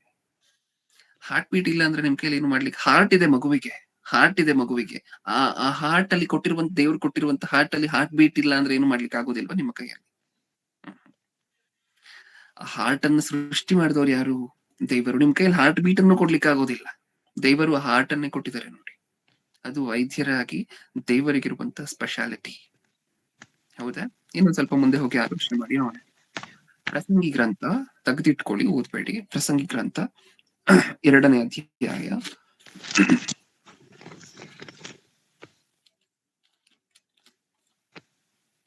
25ನೇ ವಚನ ತೆಗೆದಿಟ್ಕೊಳ್ಳಿ. ಅದನ್ನು ಓದುವುದಕ್ಕಿಂತ ಮುಂಚೆ ಹೇಳುವಂತಹದನ್ನು ಒಂದ್ಸರಿ ಕೇಳಿಸ್ಕೊಳ್ಳಿ. ಇದಿಷ್ಟು ತಾಯಿಯ ಗರ್ಭದಲ್ಲಿ ಒಂದು ಆಕಾರ ಆಗ್ಬೇಕಂದ್ರೆ ಮಗು ಅಲ್ಲಿ ನಡೆಯುವಂತಹ ಕಾರ್ಯಕ್ರಮ. ಇನ್ನ ಆ ಮಗು ಆಕಾರ ಹೊಂದ್ಕೊಂಡು ಹೊರಗಡೆ ಬಂದ ನಂತರ ಇನ್ನ ದೇವರು ವೈದ್ಯರಾಗಿರುವಂತಹ ದೇವರ ಪಾತ್ರ ಏನೇನ್ ಬೇಕು ಆ ಮಗುವಿನ ಜೀವನದಲ್ಲಿ? ಆ ಮಗು ದೊಡ್ಡದಾಗ್ಬೇಕಲ್ವಾ ಪ್ರಿಯರೇ? ಊಟ ಮಾಡಿ ದೊಡ್ಡದಾಗ್ಬೇಕಾ? ಬೆಳಿಬೇಕಾ? ಮಗು ದೊಡ್ಡವನಾಗ್ಬೇಕಾ? ಈಗ ಆ ಮಗು ಚಿಕ್ಕಂದಿನಿಂದ ದೊಡ್ಡವನಾಗ್ಬೇಕು ಅಂತ ಹೇಳಿದ್ರೆ ಆ ಪ್ರೋಸೆಸ್ ಅನ್ನ ಒಂದ್ಸಾರಿ ನೋಡಿ. ಏನ್ ಮಾಡ್ಬೇಕು? ದೊಡ್ಡವನಾಗ್ಬೇಕು ಅಂದ್ರೆ ಆ ಮಗು ಏನ್ ಮಾಡ್ಬೇಕು ಹೇಳಿ? ಏನ್ ಮಾಡ್ಬೇಕು? ಆಹಾರ ಸೇವಿಸ್ಬೇಕು, ಆಹಾರ ತಿನ್ಬೇಕಾ? ಓಕೆ. ಈಗ ತಿನ್ನುವಂತಹ ಆಹಾರದ ಡೈಜೆಷನ್ ಪ್ರೊಸೀಜರ್ ಅನ್ನ ಒಂದ್ಸಾರಿ ನೋಡೋಣ. ಈ ವೈದ್ಯರಾಗಿರುವಂತಹ ದೇವರು ಏನ್ ಮಾಡಿದ್ದಾರೆ ಅಂದ್ರೆ, ನಮಗ್ ಡೈಜೆಸ್ಟ್ ಆಗ್ಬೇಕು, ನಾವು ತಿಂದಂತ ಆಹಾರ ಡೈಜೆಸ್ಟ್ ಆಗ್ಬೇಕು ಅಂತ ಹೇಳಿ ನಮ್ಮ ಹೊಟ್ಟೆಯೊಳಗಡೆ ಒಂದು ಆಸಿಡ್ ಅನ್ನ ಇಟ್ಟಿದ್ದಾರೆ. ಹೈಡ್ರೋಕ್ಲೋರಿಕ್ ಆಸಿಡ್, HCl ಅಂತ ಹೇಳಿ ಕರಿತೀವಿ. ಏನು ಆಸಿಡ್ ನ ಹೆಸರು? Hydrochloric acid. ಆಸಿಡ್ ಅನ್ನು ಎಲ್ಲಿಟ್ಟಿದ್ದಾರೆ? ನಮ್ಮ ಹೊಟ್ಟೆ ಒಳಗಡೆನೆ. ನೀವು ಆಹಾರವನ್ನ ಸೇವಿಸಿದ ನಂತರ ಆ ಆಸಿಡ್ ರಿಲೀಸ್ ಆಗಿದ ತಕ್ಷಣ ನಿಮ್ಮ ಹೊಟ್ಟೆಯಲ್ಲಿರುವಂತಹ ಎಲ್ಲಾ ಆಹಾರದ ಐಟಮ್ಸ್ ಸಹ ಒಂದೇ ಸರಿ ಭಸ್ಮ ಆಗತ್ತೆ. ಅಂದ್ರೆ ಆಸಿಡ್ ರಿಲೀಸ್ ಆಗಿದ ತಕ್ಷಣ ಮತ್ತೆ ಎಲ್ಲ ಬರ್ನ್ ಆಗೋಗುತ್ತೆ ನಾವು ತಿಂದಿರುವಂತಹದೆಲ್ಲ. ಹೌದು. ಆ ಆಸಿಡ್ ಎಷ್ಟು ಸ್ಟ್ರಾಂಗ್ ಅಂತ ಹೇಳಿದ್ರೆ ಪ್ರಿಯರೇ, ನನ್ ಕಳೆದ ಸಾರಿ ಸಭೆಯಲ್ಲಿ ಪ್ರಸಂಗ ಮಾಡ್ಬೇಕಾದ್ರೆ ಅದನ್ನ ತೋರಿಸಿದ್ದೆ, ಡೆಮಾನ್ಸ್ಟ್ರೇಟ್ ಮಾಡಿ ಒಂದು ವಿಡಿಯೋವನ್ನು ಹಾಕಿ ತೋರಿಸಿದ್ನಲ್ವ. ಒಂದು ದೊಡ್ಡ ಪಾತ್ರೆಯಲ್ಲಿ ನೀವು ಆಸಿಡ್ ಅನ್ನ ಹಾಕಿ, ನೀವೊಂದು ದೊಡ್ಡ ಚಿಕನ್ ಅನ್ನ, ನೀವೊಂದು ದೊಡ್ಡ ಕೋಳಿಯನ್ನ ಅದ್ರೊಳಗಡೆ ಹಾಕಿದ ತಕ್ಷಣ ಆ ಕೋಳಿ ಪಟ್ ಅಂತ ಹೇಳಿ ಬ್ಲಾಕ್ ಕಲರ್ ಆಗೋಗುತ್ತೆ. ಅಷ್ಟು ಬೇಗ ಸುಟ್ಟೋಗುತ್ತೆ ನೀವು ಆಸಿಡ್ ಒಳಗಡೆ ಹಾಕಿದ ತಕ್ಷಣ. ಅಷ್ಟೊಂದು ಪವರ್ ಇದೆಯಾ ಆಸಿಡ್ಗೆ? ಹೌದು. ಅಷ್ಟೊಂದು ಶಕ್ತಿಯುತವಾಗಿರುವಂತಹದ್ದು ಆಸಿಡ್. ಹೌದು. ನೀವು ಅದ್ರೊಳಗಡೆ ಬ್ಲೇಡ್ ಅನ್ನ ಹಾಕಿದ್ರು ಸರ್ರ ಅಂತ ಹೇಳಿ ಕರ್ಕೋಗುತ್ತೆ. ಅದನ್ನ ಎಲ್ಲಿಟ್ಟಿದ್ದಾರೆ ದೇವರು? ನಿಮ್ಮ ಹೊಟ್ಟೆ ಒಳಗಡೆ. ಒಂದ್ಸಾರಿ ನೀವ್ ಯೋಚನೆ ಮಾಡಿ ನೋಡಿ, ಬ್ಲೇಡ್ ಹಾಕಿದ್ರು ಸಹ ಪಟ್ ಅಂತ ಹೇಳಿ ಕರಗಿಸ್ಬಿಡ್ತಾ ಈ ಆಸಿಡ್? ಹೌದು. ನಿಮ್ ಹೊಟ್ಟೆಯೊಳಗಡೆ ಆಸಿಡ್ ಇದೆ ಅಂತ ಹೇಳಿದ್ರೆ ಸುತ್ತ ಇರುವಂತ ಹೊಟ್ಟೆಯನ್ನು ಕರಗಿಸ್ಬೋದಾ ಇಲ್ವಾ? ಆ ಶಕ್ತಿ ಇದೆಯಾ ಆಸಿಡ್ಗೆ? ಹೌದು. ನಿಮ್ ಹೊಟ್ಟೆಯನ್ನು ಕರಗಿಸಿ ಅದರ ಪಕ್ಕದಲ್ಲಿರುವಂತಹ ಲಿವರ್, ಅದರ ಪಕ್ಕ ಇರುವಂತಹ ಕಿಡ್ನಿ ಎಲ್ಲವನ್ನು ಒಂದೊಂದು ಅಂಗವನ್ನ ಕರಗಿಸಿ ಸುಟ್ಟು ಹಾಕುವಂತಹ ಶಕ್ತಿ ಇದೆಯಾ ಆಸಿಡ್ಗೆ? ಹೌದು. ಆದ್ರೆ ಯಾವತ್ತಾದ್ರೂ ಸುಟ್ಟು ಹಾಕಿದ್ಯಾ? ಯಾವತ್ತಾದ್ರೂ ನಿಮ್ಮ ಹೊಟ್ಟೆ ಒಳಗಡೆ ಇರುವಂತಹ ಆಸಿಡ್ ಪಕ್ಕದಲ್ಲಿರುವಂತಹ ಕಿಡ್ನಿ, ಲಿವರ್, ನಿಮ್ಮ ಹೊಟ್ಟೆ ಆ ಕಡೆ ಈ ಕಡೆ ಸುತ್ತ ಇರುವಂತಹ ಎಲ್ಲಾ ಭಾಗವನ್ನು ಯಾವತ್ತಾದ್ರೂ ಸುಟ್ಟು ಹಾಕಿದ್ಯಾ? ಇಲ್ಲ. ಆ ಆಸಿಡ್ ಯಾವ್ದನ್ನ ಮಾತ್ರ ಮುಟ್ಟುತ್ತೆ? ನೀವು ತಿಂದಿರುವಂತ ಆಹಾರವನ್ನ ಮಾತ್ರ ಭಸ್ಮ ಮಾಡುತ್ತೆ. ನಿಮ್ಮ ಹೊಟ್ಟೆಯನ್ನ ಯಾವತ್ತೂ ಸುಟ್ಟಾಕಿಲ್ವಾ? ಇಲ್ಲ. ಏನಕ್ಕೋಸ್ಕರ? ನಿಮ್ಮ ಹೊಟ್ಟೆಯ ಸುತ್ತಲೂ ಸಹ ದೇವರು ಒಂದು ಲೇಯರ್ ಅನ್ನ ಇಟ್ಟಿದ್ದಾರೆ, ಹೌದಾ? ಆ ಲೈನಿಂಗ್, ನಮ್ಮ ಭಾಷೆಯಲ್ಲಿ ಹೇಳ್ಬೇಕು ಅಂತ ಹೇಳಿದ್ರೆ ಲೈನಿಂಗ್ ಕೊಡ್ತೀರ ಗೊತ್ತಾ ನೀವು ಬಟ್ಟೆಗೆ? ಒಂದು ಬಟ್ಟೆಯನ್ನು ಹೊಲಿಯುವುದಕ್ಕೆ ಮುಂಚೆ, ಒಂದು ಬಟ್ಟೆಯನ್ನು ಹೊಲಿದಾಗ ಈ ಸೂಟ್ ಗಳಿಗೆಲ್ಲ ಒಳಗಡೆ ಏನ್ ಕೊಟ್ಟಿರ್ತಾರೆ? ಒಂದು ಸೆಪರೇಟ್ ಆಗಿರುವಂತಹ ಒಂದು ಲೇಯರ್ ಅನ್ನ ಕೊಟ್ಟಿರ್ತಾರೆ. ಹೌದು. ದೇವರು ನಮ್ಮ ಹೊಟ್ಟೆಯ ಸುತ್ತವೂ ಸಹ ಅದರ ಔಟರ್ ಲೇಯರ್ ಅಲ್ಲಿ ಒಂದು ಲೇಯರ್ ಅನ್ನ ಸೃಷ್ಟಿ ಮಾಡಿ ಇಟ್ಟಿದ್ದಾರೆ. ಏನಕ್ಕೋಸ್ಕರ? ನಿಮ್ಮ ಹೊಟ್ಟೆಯೊಳಗಡೆ ಇರುವಂತಹ ಆಸಿಡ್ ಯಾವುದೇ ಕಾರಣಕ್ಕೂ ನಿಮ್ಮ ಹೊಟ್ಟೆಗೆ ಹಾನಿ ಮಾಡಬಾರ್ದು. ಆ ರೀತಿ ಕಾಪಾಡುವಂತಹದ್ದು ಯಾವುದು? ದೇವರು ಸೃಷ್ಟಿ ಮಾಡಿರುವಂತಹ ಸುತ್ತ ಇರುವಂತಹ ಲೇಯರ್, ಮ್ಯೂಕಸ್ ಅಂತ ಹೇಳಿ ಕರಿತೀವಿ ಅದನ್ನ, ಹೌದಾ? ಏನಕ್ಕೋಸ್ಕರ ಸೃಷ್ಟಿ ಮಾಡಿ ಇಟ್ಟಿದ್ದಾರೆ? ಹೊಟ್ಟೆಯೊಳಗಿರೋ ಇರುವಂತ ಆಸಿಡ್ ಹೊಟ್ಟೆಯೊಳಗಿರುವಂತ ಆಹಾರವನ್ನ ಮಾತ್ರ ಸುಡಬೇಕು. ಆ ಆಸಿಡ್ ಯಾವ ಪರ್ಮಿಷನ್ ಇಲ್ಲ, ಹೊಟ್ಟೆಯನ್ನು ಸುಡುವಂತ ಪರ್ಮಿಷನ್ ಇಲ್ಲ. ಹೊಟ್ಟೆಯೊಳಗಡೆ ಇರುವಂತ ಆಹಾರವನ್ನ ಮಾತ್ರ ಸುಡಬೇಕು, ಹೊಟ್ಟೆಯನ್ನು ಸುಡುವಂತೆ ಪರ್ಮಿಷನ್ ಇಲ್ಲ, ಹೌದಾ? ಹೊಟ್ಟೆಯ ಅಕ್ಕಪಕ್ಕದಲ್ಲಿರುವಂತಹ ಆರ್ಗ್ಯಾನ್ಗಳು, ಲಿವರ್, ಕಿಡ್ನಿ, ಇದನ್ನೆಲ್ಲ ಸುಡುವಂತಹ ಪರ್ಮಿಷನ್ ಇಲ್ಲ. ಪ್ಯಾನ್ಕ್ರಿಯಾಸ್, ಈ ಆರ್ಗಾನ್ಗಳೆಲ್ಲ ಹೊಟ್ಟೆ ಸುತ್ತಮುತ್ತ ಇರುವಂತಹ ಆರ್ಗಾನ್ಗಳು, ಇದನ್ನೆಲ್ಲ ಸುಡುವಂತ ಪರ್ಮಿಷನ್ ಇಲ್ಲ. ಹೊಟ್ಟೆಯೊಳಗಡೆ ಯಾವ್ದಾದ್ರು ಆಹಾರ ಇದ್ರೆ ಅದನ್ನ ಮಾತ್ರ ಸುಟ್ಟು ಆಹಾರದಲ್ಲಿರುವಂತ ಶಕ್ತಿಯನ್ನ ಹೊರಗಡೆ ತಗೋಬಹುದು. ಆ ಶಕ್ತಿಯನ್ನ ಮಾತ್ರ ಆಸಿಡ್ಗೆ ಕೊಟ್ಟಿದ್ದಾರೆ, ಹೌದಾ? ಆ ಪರ್ಮಿಷನ್ ಅನ್ನು ಮಾತ್ರ ಆಸಿಡ್ಗೆ ಕೊಟ್ಟಿದ್ದಾರೆ. ಏನರ್ಥ ಆಗ್ತದೆ ನಮ್ಗೆ ಇದರಿಂದ? ನೀವ್ ತಿಂತಿರುವಂತ ಆಹಾರ, ನಾವೇನ್ ನೀಟಾಗಿ ತಿನ್ಬಿಡ್ತೀವಿ ಆಹಾರ, ಅದರೊಳಗಡೆ ಹೋಗಿ ಎಷ್ಟು ಪ್ರೊಸೀಜರ್ ಅನ್ನ ಫಾಲೋ ಮಾಡುತ್ತೆ ಗೊತ್ತಾ ನಮ್ಗೆ? ಎಷ್ಟೆಷ್ಟು ದೊಡ್ಡ ಪ್ರಕ್ರಿಯೆಯನ್ನು ಫಾಲೋ ಮಾಡುತ್ತೆ ಗೊತ್ತಾ? ನೀವು ತಿಂದಿರುವಂತ ಆಹಾರದಲ್ಲಿರುವಂತಹ ಶಕ್ತಿ ನಿಮ್ಮ ದೇಹಕ್ಕೆ ಸಿಕ್ಬೇಕು. ನೀವು ತಿಂದಿರುವಂತ ಆಹಾರ ವೇಸ್ಟ್ ಆಗಿ ಹೊರಗಡೆ ಹೋಗ್ಬೇಕು. ಮತ್ತೆ ಹೇಳ್ತಿದ್ದೀನಿ, ಗಮನ ಕೊಟ್ಟು ಕೇಳಿಸ್ಕೊಳ್ಳಿ. ನೀವು ತಿಂದಿರುವಂತಹ ಆಹಾರದಲ್ಲಿರುವಂತ ಶಕ್ತಿ ಮಾತ್ರ ನಿಮಗ್ ಸಿಕ್ಬೇಕು. ನೀವು ತಿಂದಿರುವಂತ ಆಹಾರ ಹೊರಗಡೆ ಹೋಗ್ಬೇಕು. ಈ ರೀತಿ ಪ್ಲಾನ್ ಮಾಡ್ಬೇಕು ಅಂತ ಹೇಳಿದ್ರೆ ಸುಲಭದ ಕೆಲಸನ? ಒಂದ್ಸಾರಿ ವೈದ್ಯರನ್ನ ಕೇಳಿ ನೋಡಿ, ವೈದ್ಯರೇ ಈ ತರದ್ ಏನಾದ್ರು ಒಂದು ವ್ಯವಸ್ಥೆಯನ್ನ ಮಾಡ್ಕೊಡ್ತೀರಾ ನೀವು ಅಂತ ಹೇಳಿ ಕೇಳಿ ನೋಡಿ ಒಂದ್ಸಾರಿ. ಮಾಡ್ಲಿಕ್ಕಾಗತ್ತಾ? ಅಲ್ಲ ಪ್ರಿಯರೇ, ಅದ್ಭುತ ಏನು ಅಂತ ಹೇಳಿದ್ರೆ ನಿಜವಾಗ್ಲೂ ಇದು ಅದ್ಭುತ, ಹೌದಾ ಇಲ್ವಾ? ಒಳಗಡೆ ಆಸಿಡ್ ಇದೆ ಹೊಟ್ಟೆ ಒಳಗಡೆ, ಆ ಆಸಿಡ್ ಹೊಟ್ಟೆಯನ್ನ ಸುಡ್ತಿಲ್ಲ, ಹೊಟ್ಟೆಯೊಳಗಡೆ ಇರುವಂತ ಆಹಾರವನ್ನ ಮಾತ್ರ ಸುಡ್ತಿದೆ. ಅದಕ್ಕೋಸ್ಕರ ಒಂದು ಲೇಯರ್ ಅನ್ನ ಮಾಡಿ ಮ್ಯೂಕಸ್ ಅನ್ನ ಸುತ್ತ ಇಟ್ಟು, ಅದ್ಭುತನ? ಹೌದಾ? ಅದಕ್ಕೆ ಸತ್ಯವೇದದಲ್ಲಿ ನಾವು ಒಂದು ಮಾತನ್ನ ಓದ್ಕೊಳ್ತೀವಿ, ಆತನಿಲ್ಲದೆ ಯಾರು ಭೋಜನವನ್ನ ಮಾಡಿ ಸುಖವನ್ನ ಅನುಭವಿಸಾರು, ಆತನಿಲ್ಲದೆ ಅಂದ್ರೆ ದೇವರಿಲ್ಲದೆ, ವೈದ್ಯರಾಗಿರುವಂತಹ ದೇವರ ಸಹಾಯ ಇಲ್ಲದೆ ಯಾರು ಭೋಜನವನ್ನ ಮಾಡಿ ಸುಖವನ್ನ ಅನುಭವಿಸಾರು, ಅಂದ್ರೆ ಯಾರು ಊಟ ಮಾಡಿ ಬೆಳಿತಾರೆ, ಯಾರು ಊಟ ಮಾಡಿ ಆ ಶಕ್ತಿಯನ್ನ ತಮ್ಮ ದೇಹಕ್ಕೆ ಹೊಂದ್ಕೊಳ್ತಾರೆ, ದೇವರ ದಯೆ ಇಲ್ಲದೆ, ದೇವರು ವ್ಯವಸ್ಥೆಯನ್ನ ಒಳಗಡೆ ಇಡೋದು. ಇನ್ನೊಂದ್ಸರಿ ಓದಿ, ನೀವು ತೆಗೆದಿಟ್ಕೊಂಡಿರುವಂತಹ ಮಾತನ್ನ ಇವಾಗ ಓದಿ, ನಮ್ಗೆ ಅರ್ಥ ಆಗತ್ತೆ ಅದು ನೀಟಾಗಿ. ಇವಾಗ ಆತನಿಲ್ಲದೆ ಯಾರು ಭೋಜನ ಮಾಡಿ ಸುಖವನ್ನು ಅನುಭವಿಸಾರು, ದೇವರು ತಾನು ಮೆಚ್ಚಿದವನಿಗೆ ಜ್ಞಾನವನ್ನು, ತಿಳುವಳಿಕೆಯನ್ನು, ಸಂತೋಷವನ್ನು ದಯಪಾಲಿಸುತ್ತಾನಲ್ಲವೇ? ಪಾಪಿಗಳಾದರೂ ಏನ್ ಅರ್ಥ ಆಯ್ತು ನಮ್ಗೆ ಮಾತಿನಲ್ಲಿ? ಆತನಿಲ್ಲದೆ ಯಾರು ಭೋಜನ ಮಾಡಿ ಸುಖವನ್ನು ಅನುಭವಿಸಾರು? Question mark. ಅಂದ್ರೆ ಒಂದ್ ವೇಳೆ ದೇವರ ಸಹಾಯ ಇಲ್ಲದೆ ಯಾರು ಊಟ ಮಾಡಿ ಅದನ್ನ ಜೀರ್ಣಿಸ್ಕೊಳ್ಲಿಕ್ಕಾಗತ್ತೆ? ನೀವು ಸಂಪಾದನೆ ಮಾಡ್ಕೊಂಡ್ ಬರ್ಬೋದು, ಓಕೆ, ನೀವು ಕಷ್ಟಪಟ್ಟಿದ್ದೀರಾ, ಹಣ ಕೊಟ್ಟಿದ್ದೀರಾ, ನೀವು ಅಕ್ಕಿಯನ್ನ ಬೇಳೆಯನ್ನೆಲ್ಲ ಮನೆಗೆ ತಗೊಂಡ್ ಬಂದಿದ್ದೀರಾ, ಅಡ್ಗೆ ಮಾಡಿದ್ದೀರಾ, ತಿಂದ್ರೆ ಜೀರ್ಣ ಆಗ್ಬೇಕಲ್ವಾ? ಅದು ತಿಂದ್ರೆ ಜೀರ್ಣ ಆಗ್ಬೇಕಲ್ವಾ? ಮ್ಯೂಟ್ ಮಾಡ್ಕೊಡಿ, ಚಿಕ್ಕದಾಗಿ ಡಿಸ್ಟರ್ಬೆನ್ಸ್ ಆಗ್ತದೆ. ಓಕೆ, ತಿಂದ ನಂತರ ಅದು ಡೈಜೆಸ್ಟ್ ಆಗ್ಬೇಕಲ್ವಾ ನಿಮ್ಮ ಶರೀರದಲ್ಲಿ? ಅವಾಗಲ್ವಾ ಅದರ ಶಕ್ತಿ ನಿಮಗ್ ಸಿಕ್ಕುವಂತಹದ್ದು. ಆ ಡೈಜೆಸ್ಟ್ ಆಗ್ಲಿಕ್ಕೂ ಯಾರ ಹೆಲ್ಪ್ ಬೇಕು? ವೈದ್ಯರಾಗಿರುವಂತಹ ದೇವರ ಹೆಲ್ಪ್, ಹೌದಾ? ಚಿಕ್ಕ ವಯಸ್ಸಿನಿಂದ ನಿಮ್ಮ ಜೀವನದಲ್ಲಿ ದೇವರು ಪೋಷಿಸಿರುವಂತಹ ಪಾತ್ರ ಏನೇನು? ನೀವು ಸೃಷ್ಟಿಯಾಗುವುದಕ್ಕಿಂತ ಮುಂಚಿನಿಂದಲೂ ವೈದ್ಯರಾಗಿ ನಿಮ್ಮ ಜೀವನದಲ್ಲಿ ದೇವರು ಪೋಷಿಸ್ತಿರುವಂತಹ ಪಾತ್ರ ಏನೇನು? ಇನ್ನೊಂದ್ಸರಿ ಯೋಚನೆ ಮಾಡಿ ನೋಡೋಣ. ನಿಮ್ಮನ್ನು ಗೆಲ್ಲಿಸಿದ ಯಾರು ಅಷ್ಟು ಕೋಟಿ ಕಣಗಳಲ್ಲಿ? ದೇವರು. ಆ ಕಣಕ್ಕೆ ಒಂದು ಕಣ ಹೋದ ನಂತರ ಅಷ್ಟೊಂದು ಕೋಟ್ಯಾನುಕಣವಾಗಿ ಬದಲು ಮಾಡಿ ನಿಮಗೊಂದೊಂದು ಅವಯವಗಳನ್ನು ನಿರ್ಮಾಣ ಮಾಡಿದ್ಯಾರು? ವೈದ್ಯರಾಗಿರುವಂತಹ ದೇವರು. ನಿಮ್ಮನ್ನ ಪ್ರಪ್ರಥಮವಾಗಿ ನೋಡಿದ್ಯಾರು ತನ್ನ ಕಣ್ಣಾರೆ? ವೈದ್ಯರಾಗಿರುವಂತಹ ದೇವರು. ಹಾಸ್ಪಿಟಲ್ ಇರುವಂತಹ ನರ್ಸು ಅಲ್ಲ, ಡಾಕ್ಟರ್ ಅಲ್ಲ. ನೀವು ಒಂದು ಆಕಾರವಾಗಿ ಹೊರಗಡೆ ಬಂದ ನಂತರ ಆ ಆಕಾರ ಪ್ರತಿದಿನವೂ ಸಹ ಬೆಳಿಬೇಕು ಅಂದ್ರೆ ನೀವು ಆಹಾರವನ್ನ ಸೇವಿಸ್ಬೇಕು. ನೀವು ಸೇವಿಸಿರುವಂತಹ ಆಹಾರ ಡೈಜೆಸ್ಟ್ ಆಗ್ಬೇಕು, ಜೀರ್ಣ ಆಗ್ಬೇಕು. ಆ ಜೀರ್ಣ ಕ್ರಿಯೆಗೆ ವ್ಯವಸ್ಥೆ ಮಾಡಿಟ್ಟಿರುವಂತಹ ವೈದ್ಯರ ಹೆಸರೇನು? ದೇವರು. ಇಷ್ಟನ್ನ ನೋಡಿದೀವಲ್ವಾ? ಇನ್ನೊಂದ್ 2 ವಿಚಾರವನ್ನ ನೋಡ್ಕೊಂಡು ಮೊದಲನೇ ಭಾಗವನ್ನ ಮುಗಿಸ್ಕೊಳ್ಳೋಣ. ಓಕೆ, ಯಾಜಕ ಕಾಂಡ. ಇನ್ನು ವೈದ್ಯಕೀಯ ಪ್ರಿನ್ಸಿಪಲ್ಸ್ ಅಂದ್ರೆ ಮೆಡಿಕಲ್ ಸಂಬಂಧಪಟ್ಟಿರುವಂತಹ ಪ್ರಿನ್ಸಿಪಲ್ಸ್ ಎಷ್ಟಿದೆ ಸತ್ಯವೇದದಲ್ಲಿ ಅಂತ ಹೇಳಿದ್ರೆ ಸಾಕಷ್ಟಿದೆ. ಇನ್ನೊಂದನ್ನ ನೋಡೋಣ. ಯಾಜಕ ಕಾಂಡ 12ನೇ ಅಧ್ಯಾಯ. ತೆಗೆದಿಟ್ಕೊಳ್ಳಿ, ಓದ್ಬೇಡಿ. 12ನೇ ಅಧ್ಯಾಯ 3ನೇ ವಚನ. 12:3.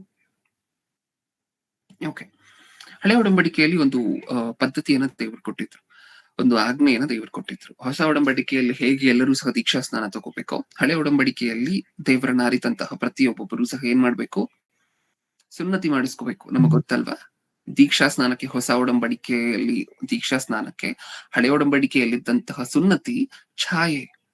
ಹೌದಾ? ದೇವರೊಟ್ಟಿಗೆ ಒಡಂಬಡಿಕೆ ಮಾಡ್ಕೊಳ್ಳುವಂತಹದ್ದು ಅಂದ್ರೆ ಹಳೆ ಒಡಂಬಡಿಕೆಯಲ್ಲಿ ಸುನ್ನತಿ ಮಾಡಿಸ್ಕೊಳ್ಳುವಂತಹದ್ದು, ಹೊಸ ಒಡಂಬಡಿಕೆಯಲ್ಲಿ ದೀಕ್ಷಾ ಸ್ನಾನ ತಗೊಳ್ಳುವಂತಹದ್ದು. ಓಕೆ, ಈಗ ಈ ಸುನ್ನತಿಯ ಬಗ್ಗೆ ಆಲೋಚನೆ ಮಾಡಿ ನೋಡೋಣ. ಎಷ್ಟನೇ ದಿನಕ್ಕೆ ಸುನ್ನತಿ ಮಾಡಿಸ್ಬೇಕು ಅಂತ ಹೇಳಿದ್ರು ದೇವರು ಸ್ಟ್ರಿಕ್ಟ್ ಆಗಿ? 8ನೇ ದಿನಕ್ಕೆ. 8ನೇ ದಿನಕ್ಕೆ. 8ನೇ ದಿನಕ್ಕೆ ಏನಕ್ಕೋಸ್ಕರ? 8ನೇ ದಿನಕ್ಕೆ ಏನಕ್ಕೋಸ್ಕರ ಸುನ್ನತಿ ಮಾಡಿಸ್ಬೇಕು? ನಮ್ಮ ಶರೀರದಲ್ಲಿ ಒಂದು ವೈಟಮಿನ್ ಇರುತ್ತೆ ಪ್ರಿಯರೇ. ಆ ವೈಟಮಿನ್ ಹೆಸರು ವೈಟಮಿನ್ ಕೆ. ಕೇಳಿದೀವ ಇದನ್ನ? Vitamin K. ಈ ವೈಟಮಿನ್ ಕೆ ನ ಕೆಲಸ ಏನು ಅಂತ ಹೇಳಿದ್ರೆ ಬ್ಲಡ್ ಅನ್ನ ಕ್ಲಾಟ್ ಮಾಡುವಂತಹದ್ದು. ಬ್ಲಡ್ ಅನ್ನ ಕ್ಲಾಟ್ ಮಾಡುವಂತಹದ್ದು, ರಕ್ತವನ್ನ ಹೆಪ್ಪು ಕಟ್ಟಿಸುವಂತಹದ್ದು. ರಕ್ತವನ್ನ ಹೆಪ್ಪು ಕಟ್ಟಿಸುವಂತಹದ್ದು. ಆ ಗುಣವನ್ನ ದೇವರು ಪ್ರತಿಯೊಬ್ಬೊಬ್ಬರಲ್ಲೂ ಇಟ್ಟಿದ್ದಾರೆ. ಪ್ರತಿಯೊಂದೊಂದು ಶರೀರದಲ್ಲೂ ಯಾವ ಗುಣ ಇರುತ್ತೆ? ರಕ್ತವನ್ನ ಹೆಪ್ಪು ಕಟ್ಟಿಸುವಂತಹ ಗುಣ. ತುಂಬಾ ಜನ ಮಾತಾಡ್ಕೊಳ್ತಿರ್ತಾರೆ, ಆ ರಕ್ತ ಹೆಪ್ಪು ಕಟ್ಬಿಟ್ಟಿದೆ. ಒಂದು ಚಿಕ್ಕ ಗಾಯ ಆದ ನಂತರ ಇವ್ರು ಏನೇನೋ ಮಾಡಿ ನೀರನ್ನೆಲ್ಲ ಅದ್ರ ಮೇಲೆ ಹಾಕೊಂಡು ರಕ್ತ ಹೆಪ್ಪು ಕಟ್ಬಿಟ್ಟಿದೆ, ಏನೇನೋ ಆಗೋಗಿದೆ, ಇದು ಸಮಸ್ಯೆ. ರಕ್ತ ಹೆಪ್ಪು ಕಟ್ಟುವಂತಹದ್ದು ಸಮಸ್ಯೆ ಅಲ್ಲ, ದೇವರು ಮನುಷ್ಯರಿಗೆ ಕೊಟ್ಟಿರುವಂತಹ ಅತ್ಯಂತ ಶ್ರೇಷ್ಠವಾಗಿರುವಂತಹ ವರ. ರಕ್ತ ಹೆಪ್ಪು ಕಟ್ಟುವಂತಹದ್ದು ದೇವರು ಮನುಷ್ಯರಿಗೆ ಕೊಟ್ಟಿರುವಂತಹ ಅತ್ಯಂತ ದೊಡ್ಡ ಶ್ರೇಷ್ಠವಾಗಿರುವಂತಹ ವರ. ವೈದ್ಯರಾಗಿರುವಂತಹ ದೇವರು ಆ ವರವನ್ನ ನಮಗೆ ಕೊಟ್ಟಿದ್ದಾರೆ ಮನುಷ್ಯರಿಗೆ. ಹೌದಾ? ರಕ್ತ ಒಂದು ವೇಳೆ ಹೆಪ್ಪು ಕಟ್ಟೋದಿಲ್ಲ ಅಂತ ಅನ್ಕೊಳ್ಳಿ, ಬ್ಲಡ್ ಒಂದು ವೇಳೆ ಕ್ಲಾಟ್ ಆಗೋದಿಲ್ಲ ಅಂತ ಅನ್ಕೊಳ್ಳಿ, ನೀವು ಪಿನ್ನಲ್ಲಿ ಚುಚ್ಕೊಂಡ್ರು ಸಹ, ಚಿಕ್ಕದಾಗಿ ಒಂದು ಹೋಲ್ ಮಾಡ್ಕೊಂಡ್ರು ನಿಮ್ಮ ಕೈಗೆ, ಎಲ್ಲ ರಕ್ತ ಹೊರಗಡೆ ಹೊರಟೋಗುತ್ತೆ. ಚಿಕ್ಕದಾಗಿ ನೀವು ಪಿನ್ನಲ್ಲಿ ಹೋಲ್ ಮಾಡ್ಕೊಂಡ್ರು ಸಹ ನಿಮ್ಮ ಕೈಗೆ, ನಿಮ್ಮ ಶರೀರದಲ್ಲಿರುವಂತಹ ಅಷ್ಟು ರಕ್ತ ಹೊರಗಡೆ ಹೊರಟೋಗತ್ತೆ. ನಿಲ್ಲೋದೇ ಇಲ್ಲ, ಗೊತ್ತಾ? ಚಿಕ್ಕದಾಗಿ ಕೈ ಕುಯ್ಕೊಳ್ತು ಅಂತ ಅನ್ಕೊಳ್ಳಿ, ಆವತ್ತೇ ನಾವು ಮರಣ ಆಗೋಗ್ಬೇಕು. ಕೈ ಕುಯ್ಕೊಂಡ್ರೆ ಸತ್ತೋಗ್ತೀವಿ. ದೇವರು ಒಂದು ವೇಳೆ ಈ ಬ್ಲಡ್ ಕ್ಲಾಟಿಂಗ್, ರಕ್ತ ಹೆಪ್ಪು ಕಟ್ಟುವಂತಹ ಆ ಗುಣವನ್ನ ಶರೀರದಲ್ಲಿ ಇಟ್ಟಿಲ್ಲ ಅಂತ ಹೇಳಿದ್ರೆ, ಚಿಕ್ಕದಾಗಿ ಕೈ ಕುಯ್ಕೊಂಡ್ರೆ ಸಾಕು, ಬೈ ಮಿಸ್ಟೇಕ್ ನಾವು ಕಟ್ ಮಾಡ್ಕೊಂಡ್ರು ಸಹ ಹೊರಟೋಗ್ತೀವಿ. ಯಾಕಂದ್ರೆ ನಮ್ಮ ಶರೀರದಲ್ಲಿರುವಂತಹ ಎಲ್ಲ ರಕ್ತ ಹೊರಗಡೆ ಹೊರಟೋಗುತ್ತೆ. ನಿಲ್ಲೋದೇ ಇಲ್ಲ, ನೀವೇನೇನ್ ತಗೊಂಬಂದ್ ಹಾಕಿದ್ರು ನಿಲ್ಲೋದಿಲ್ಲ. ಹೌದಾ? ಏನರ್ಥ ಆಗ್ತಿದೆ ನಮಗೆ?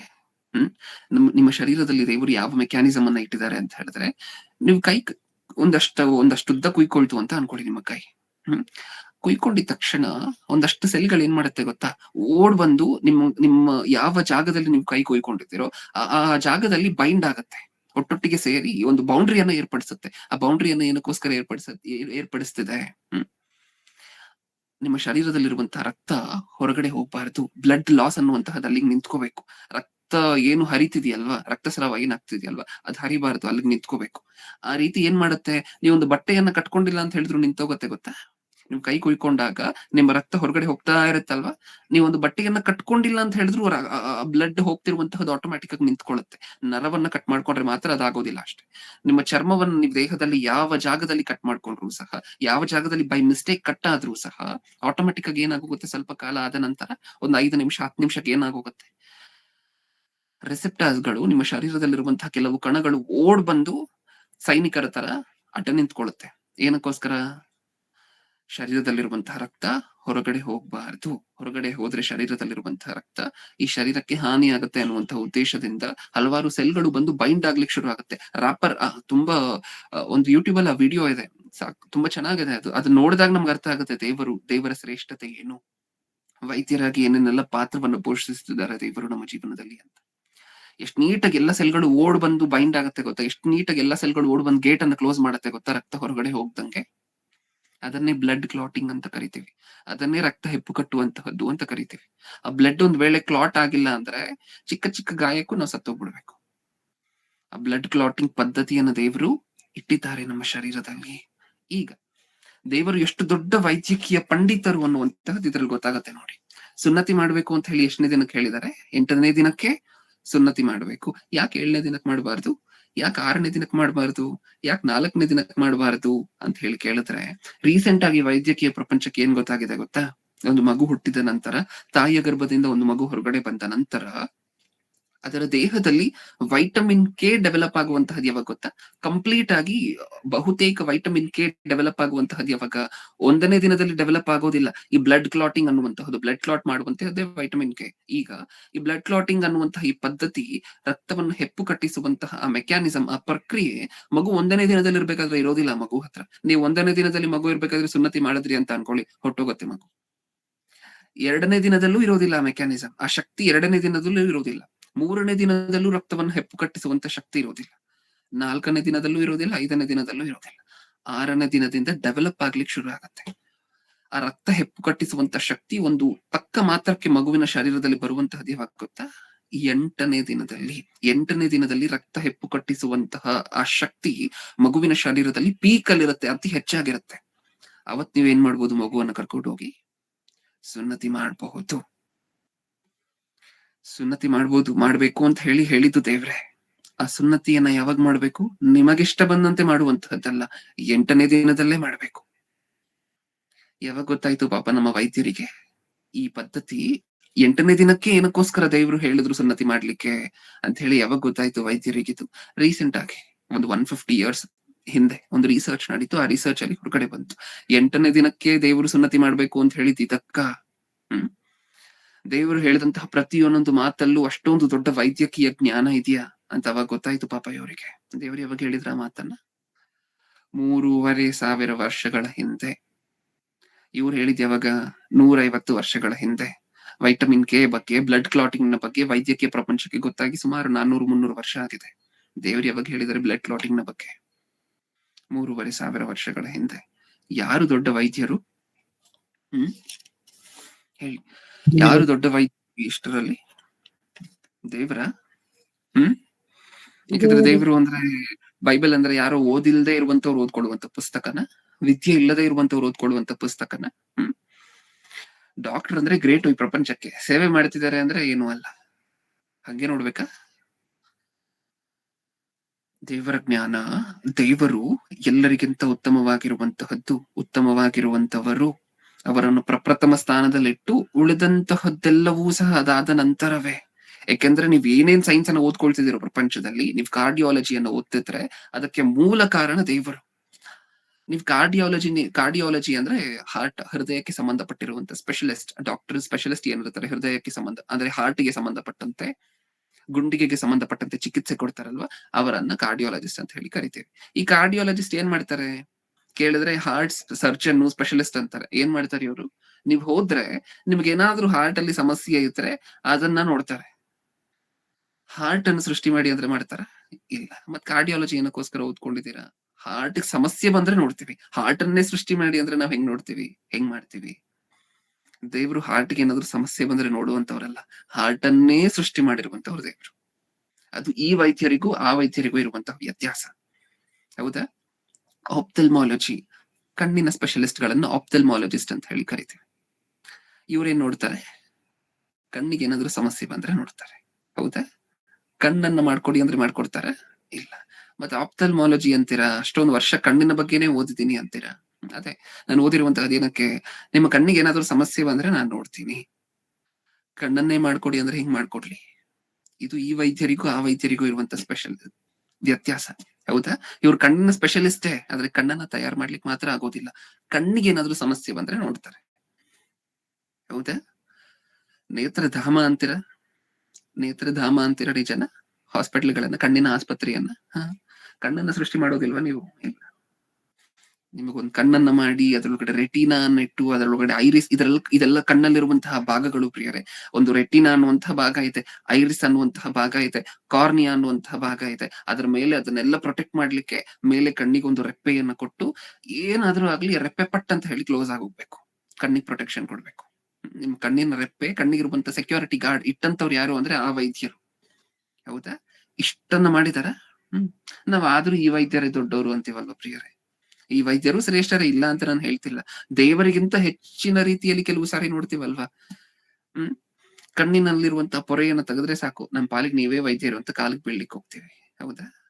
ಹಾರ್ಟ್ ಒಂದ್ ಸರ್ಜರಿ ಮಾಡಿದ್ರು ಅಂತ ಅನ್ಕೊಳ್ಳಿ ಡಾಕ್ಟರ್, ನಮ್ ಪಾಲಿಗೆ ನೀವೇ ದೇವ್ರು ಅಂತ ಕಾಲಿಗೆ ಬೀಳ್ಲಿಕ್ಕೆ ಹೋಗ್ತೀವಿ.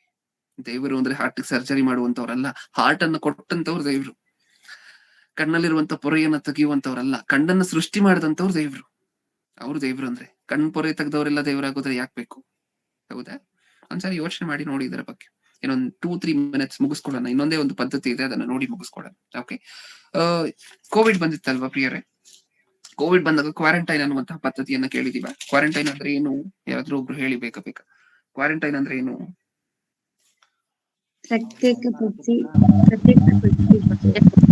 ಪ್ರತ್ಯೇಕವಾಗಿ ಇಡಿಸುವಂತದ್ದು, ಹೌದಲ್ವಾ? ಉದಾಹರಣೆ ಕೊಡ್ಬೇಕು ಅಂತ ಹೇಳಿದ್ರೆ, ನೀವು ಹೊರದೇಶದಿಂದ ಬಂದಿದ್ದೀರಾ ಅಂತ ಅನ್ಕೊಳ್ಳಿ, ನಿಮ್ಮ ಕೋವಿಡ್ ಇದೆಯಾ ಇಲ್ವಾ ಅಂತ ಹೇಳಿ ಗೊತ್ತಿರೋದಿಲ್ಲ.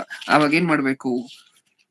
ಸೆಪರೇಟ್ ಆಗಿ ಇರಿಸ್ಬೇಕು ನಿಮ್ಮನ್ನ. ಒಂದು 14 ದಿನ ಸೆಪರೇಟ್ ಆಗಿ ಇರಿಸಿದ್ರೆ ಪ್ರತಿಯೊಂದೊಂದು ಕಾಯಿಲೆನೂ ಸಹ ಇದೆಯಾ ಇಲ್ವಾ ಅಂತ ಹೇಳಿ ಗೊತ್ತಾಗೋಗುತ್ತೆ. ಯಾಕಂದ್ರೆ ಕೋವಿಡ್ 1ನೇ ದಿನದಲ್ಲಿ ಎಫೆಕ್ಟ್ ಅನ್ನ ತೋರಿಸೋದಿಲ್ಲ, ಅದು ಹೋಗಿ ಒಳಗಡೆ ಶರೀರದಲ್ಲಿ ಕೆಲಸ ಮಾಡ್ಬೇಕು.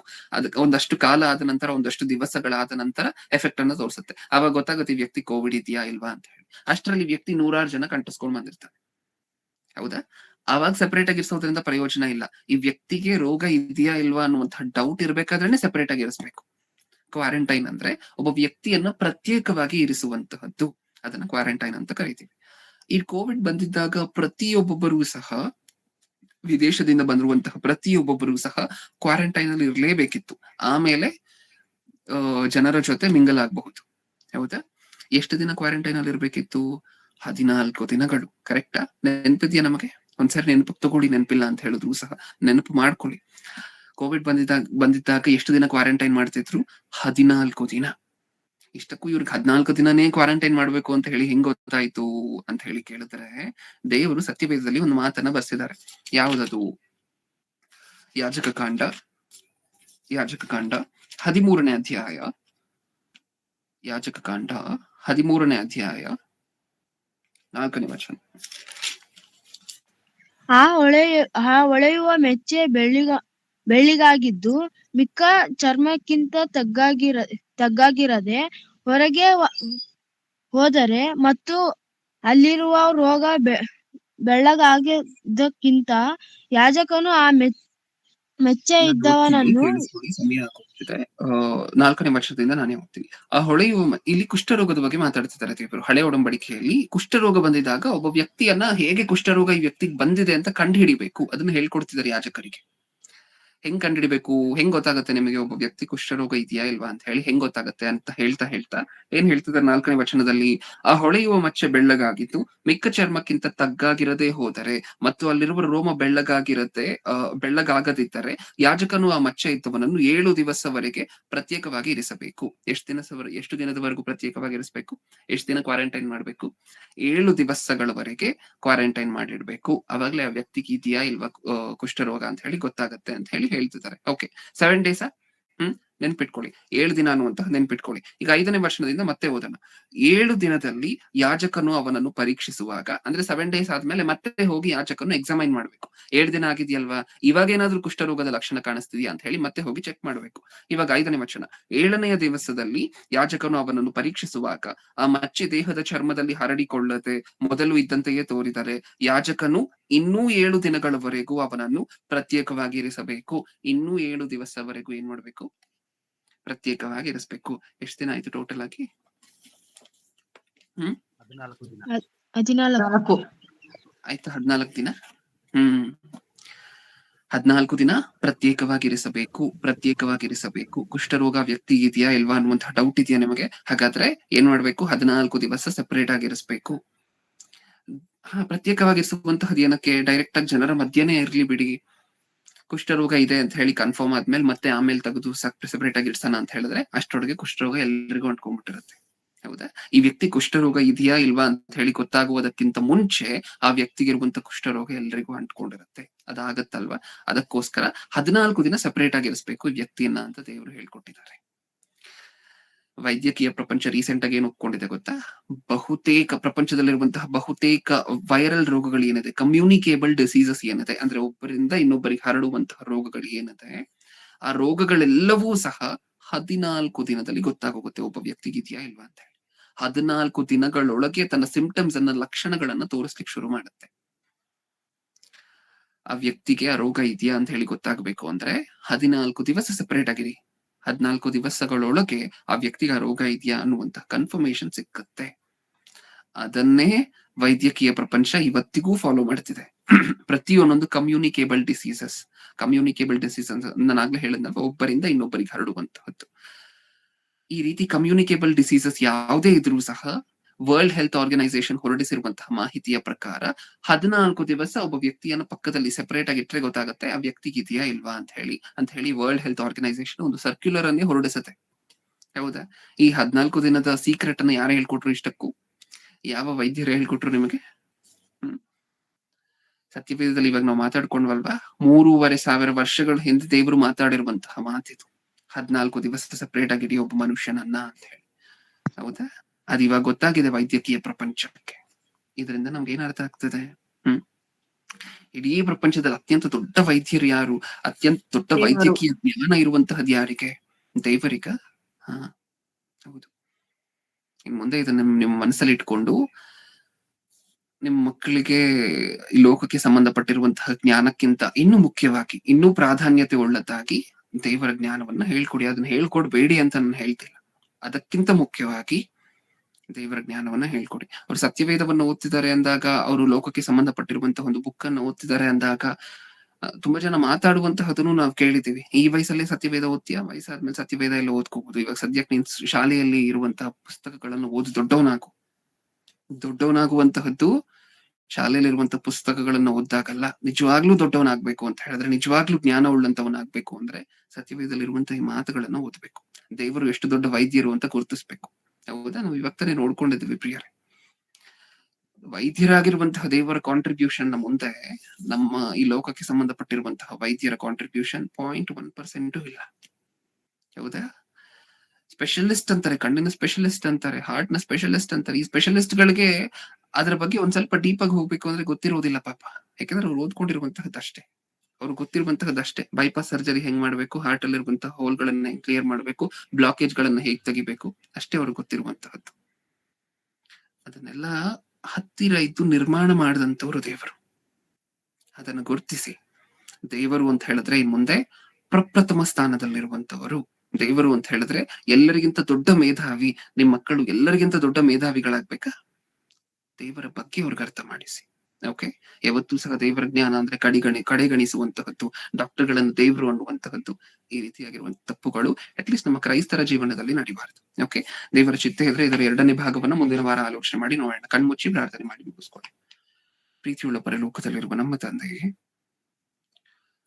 ಹೌದು ಅಪ್ಪ, ನಿಮ್ಮ ಕಾಂಟ್ರಿಬ್ಯೂಷನ್ ನಮ್ಮ ಜೀವನಗಳಲ್ಲಿ ಎಷ್ಟು ದೊಡ್ಡದ್ದು ಅಂತ ಹೇಳಿ ನಾವು ಅರ್ಥ ಮಾಡ್ಕೊಂಡಿದ್ದೀವಿ ತಂದೆ.